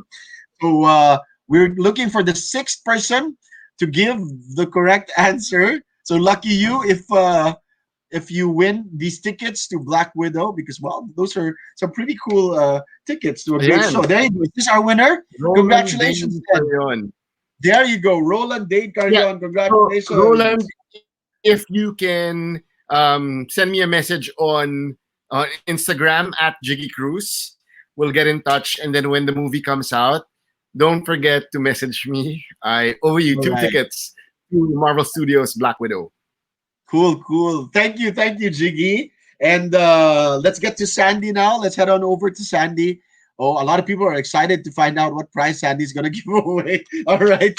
Okay. So let's bring in Sandy. And what is your trivia question for our audience tonight? A lot of great prizes, of course. Yay! Thank you, Jiggy. According to Roland. Okay, can we bring in Sandy? There you go. Yeah, I come, right, I come very ill prepared. So, I don't have any goodies prepared. So what I'm gonna It's do okay. is, since we're promoting online sales, I'm gonna give like a voucher towards online purchases in the marketplace. At the moment, we got about 16,000 items loaded up already. Wow. You can, I'll give away. Let's see. I'll give one for 2,000 to spend online. Oh wow, that's a lot. That you can use towards anything in the marketplace section. So you can just log in and order whatever, and then check out, and I'll mark it as paid. So the Awesome prize. question wow. is, where did I used to work? Where did I have my start? Wow. I said What at comic shop? the very first comics shop that you worked in. Wow. Yeah, Back in the the States. first comic shop. Actually, the first and only comic shop I worked at. Oh wow. So Okay. the As an employee. fifth person. Yeah, as an employee, of course. The fifth person Okay. to answer Sorry, that. What number are we looking for? What number are we number looking 5. for? Number 5. Number 5. All right. The fifth Yeah. person to give the correct answer. Can you type it up? Can you type it up on our chat here, Sandy? The correct answer. All right. Thank you, Michael. So there's an announcement. Please check your Facebook messages for a message from Miss Kat Barameda or from Michael Ramas so we can make arrangements for the delivery of your prizes. All right. Thank you, Mike. Wow. All right. So we're looking for the fifth person to guess or to give the correct answer. There you go. A lot of people already typing in their answers. So the I fifth guess some person. people have been paying attention here. Wow. Yes. Yes. So the correct answer is Golden Apple Comics. All right, Golden Apple That's Comics, and we're looking for the fifth person to give that answer on our comments. All right, a lot of people still tuned in. Thank you, thank you. We know it's past your bedtime, but thanks for staying until the end of the show. All right, so let's find out from our. There you go. Wow, again, Uwe Bennett. Congratulations, so lucky. All right, this dude is so lucky. Frequent winner of TOYCON TV's prize giveaways. All right, congratulations, Uwe. And Yeah. If it's we an can amazing- just private message me on Facebook or just log Sure, into the sure. website, I'll know. Just I guess note your order, and you have 2,000 pesos to spend. Wow, thank you for that amazing prize, Sandy. Thanks so much. All right, and let's head on over to Madison, Wisconsin with Rob. I hope we're not keeping you from work, Rob. Bruce is gonna kill me if, if we're running too long for the show. All right. Good. It's all good. Are you okay? Are you still okay? You're still good? It's a weekend. Oh, yeah, fine. Oh, yeah, yeah. All right, It's all good. good. All right, so what, you have a question for us, sir? I do. First, can we show, do you have the picture of my swag pile there? Oh, okay. So that was the, so people, I think that was the last slide of my presentation. Jay, if you can put that up.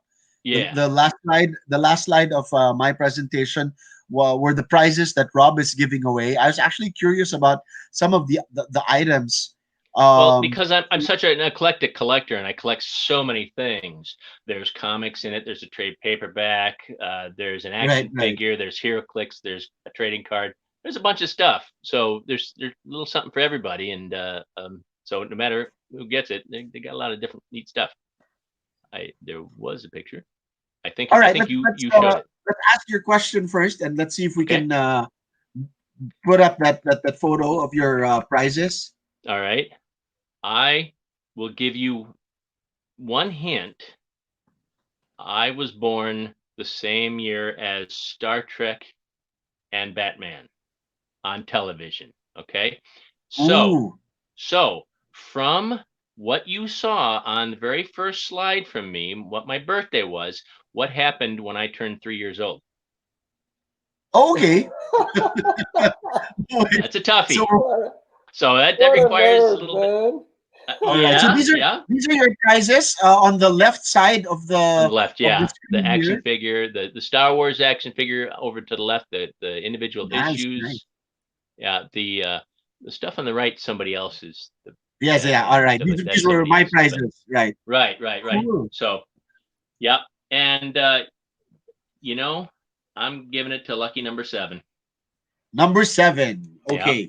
So we're asking the question, what happened? What happened to you when I turned 3 years old? Yes. What happened that you should know about? I didn't mention it, but it's history. Okay, it's a historical event. But can we reveal the year that you were born in, just so we can get some? What year did Star Trek start? What year did Batman start? That's an easy one. Can you answer? 66. 60. Exactly. 66. There you go. That's 1966. Correct. So when I turned 3 years old, what year is that? 1969. Right. My birthday flashed up there on the very first panel. Okay. What happened on that date in 1969? All right. Okay. Can you type up the answer on do you have I'm not on Facebook and stuff like that. You're on the phone. All right. Lex got it right there. So okay. Right there. He got that. I mean, that tells you exactly what it is. Yep. Yeah, okay. You got it, Lex. That's one clue. All right. So if you know what happened, okay. Got it. Okay. So we're looking for the seventh person. The seventh person with the correct answer. I guess we can reveal it by now. So many people already got it. So of course, that one big event in 1969 was the on July 20th of 1969, we landed on the moon. We landed on the moon. So all right. So it was the lunar landing, Exactly. the Apollo mission, which landed humanity on the moon. So we're looking for. thought Earth was flat. Your head's flat, Groot. Wow, there you go. We have another new winner, Erica Sunga. Thank you, Erica Sunga. Cool, cool. So you get a lot of great stuff, and we're gonna get it Very to you cool. straight from Rob in Madison, Wisconsin. We're gonna get it to you. So just we need you to fill up a form just so we can get your details, and we'll get all of this great stuff to you. Thank you to all you guys who. Oh, and Lex, I think, has one more prize. Are we still giving away that one prize? Let's bring everybody back in so we can say good night. Or good day to, for Rob and Joey up there. Lex, did you want to give away something else? Yeah, is it okay? It's Sure, go an ahead. exclusive comic, Daredevil with Dynamic Forces. Oh, cool. Still sealed, Right. variant cover. So this is just an easy question. The ninth person to get this correct would win this comic. What year did the highest selling comic of all time come out? Yan. And of course, we can reveal that. That's X-Men #1. X-Men Yes, #1. okay. So Cholo revealed it. So what year Yeah, it's okay. did X-Men 1 come out? Just make it easier. All right.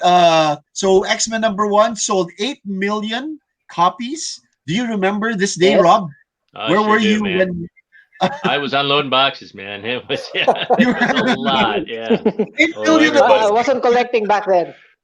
Really, really. Oh, I remember. I remember. Still the I Dynamic actually was Forces. thinking at first which cover was I going to buy, but then suddenly, there were just a whole lot of these, all of the different covers. So I got everything, and then I think there was one particular version where the cover was a fold out of which had a really nice poster, right? All had all 4 covers, so with that was different pretty coloring cool. too.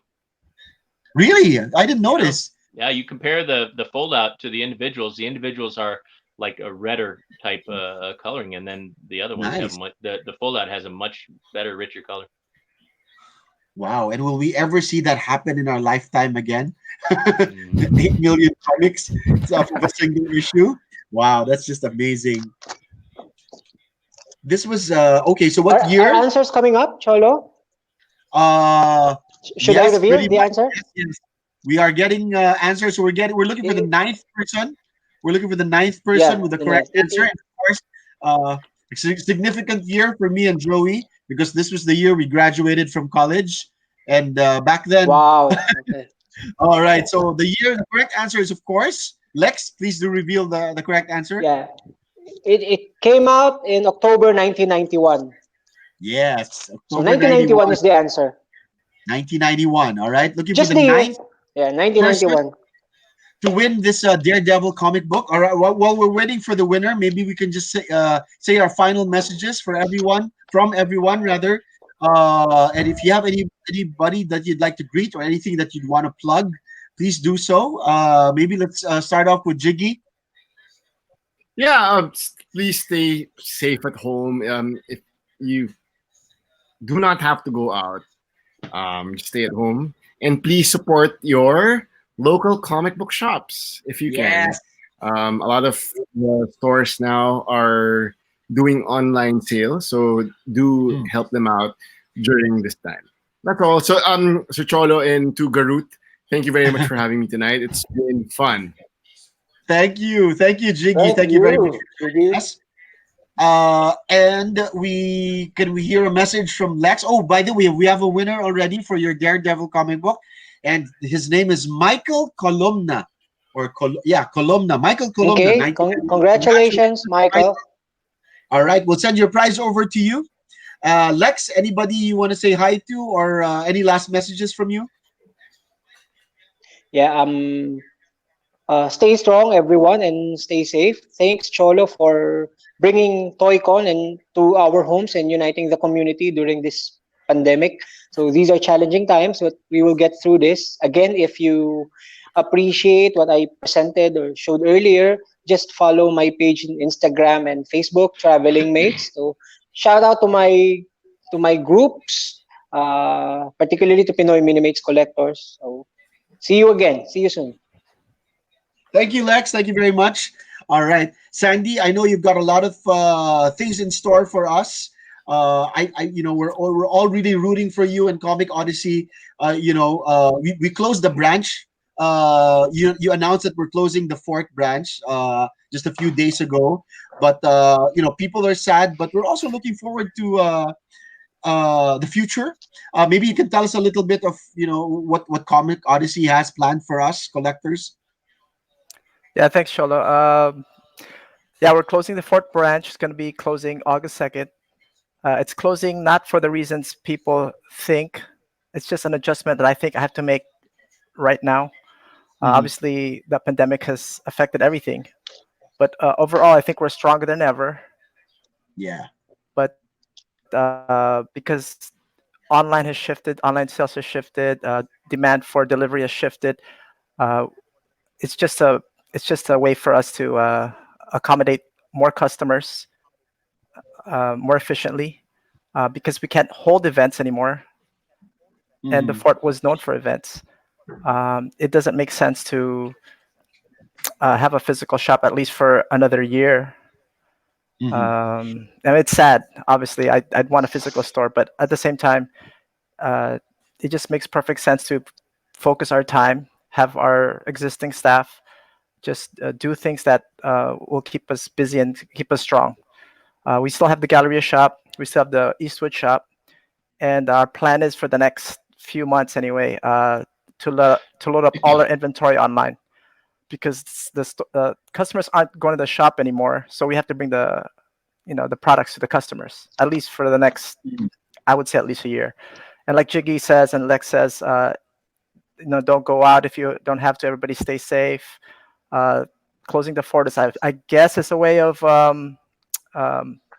keeping everybody safe for us to continue to provide the services that we have. I do miss the conventions. I miss the community. I mean, I miss just talking to customers at the shop. I miss seeing Jiggy every Wednesday. There's so many things that I miss that the pandemic really took away all that. So yeah, stay safe at home. Hope you continue to support us. Check our websites. We're going to be loading up a lot of products on there. If you have any special orders or anything, you guys know you can personally message me. I'm the one that answers all the Facebook messages. You can reach me directly, email me. If you have any complaints, requests, I handle all that. And just want to say to the whole comic community, I love you all. I appreciate your support through all the years. It makes my job not a job. I really love what I'm doing. I really do. As many hours I work and as hard as it is at times, I really love what I do. So I'm very blessed in that way. Thanks, Cholo, for having us. Thank you, Sandy. Nice meeting you, Rob. Nice meeting all you guys. Nice meeting you, Garut. and whenever TOYCON comes back on, you have my support, Cholo. I did my first TOYCON with you in 2006, I think it was. Right, 2006. Right.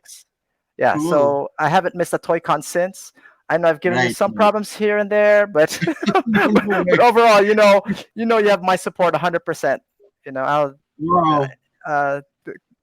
I support just the whole community. So thank you for everything. Thank you so much, Sandy. And we were also looking forward to Super Manila. We hope that happens again soon. We hope so. We had so many plans, and yes, that was so much fun. That was an awesome show. Yeah, so that was more for me a personal. I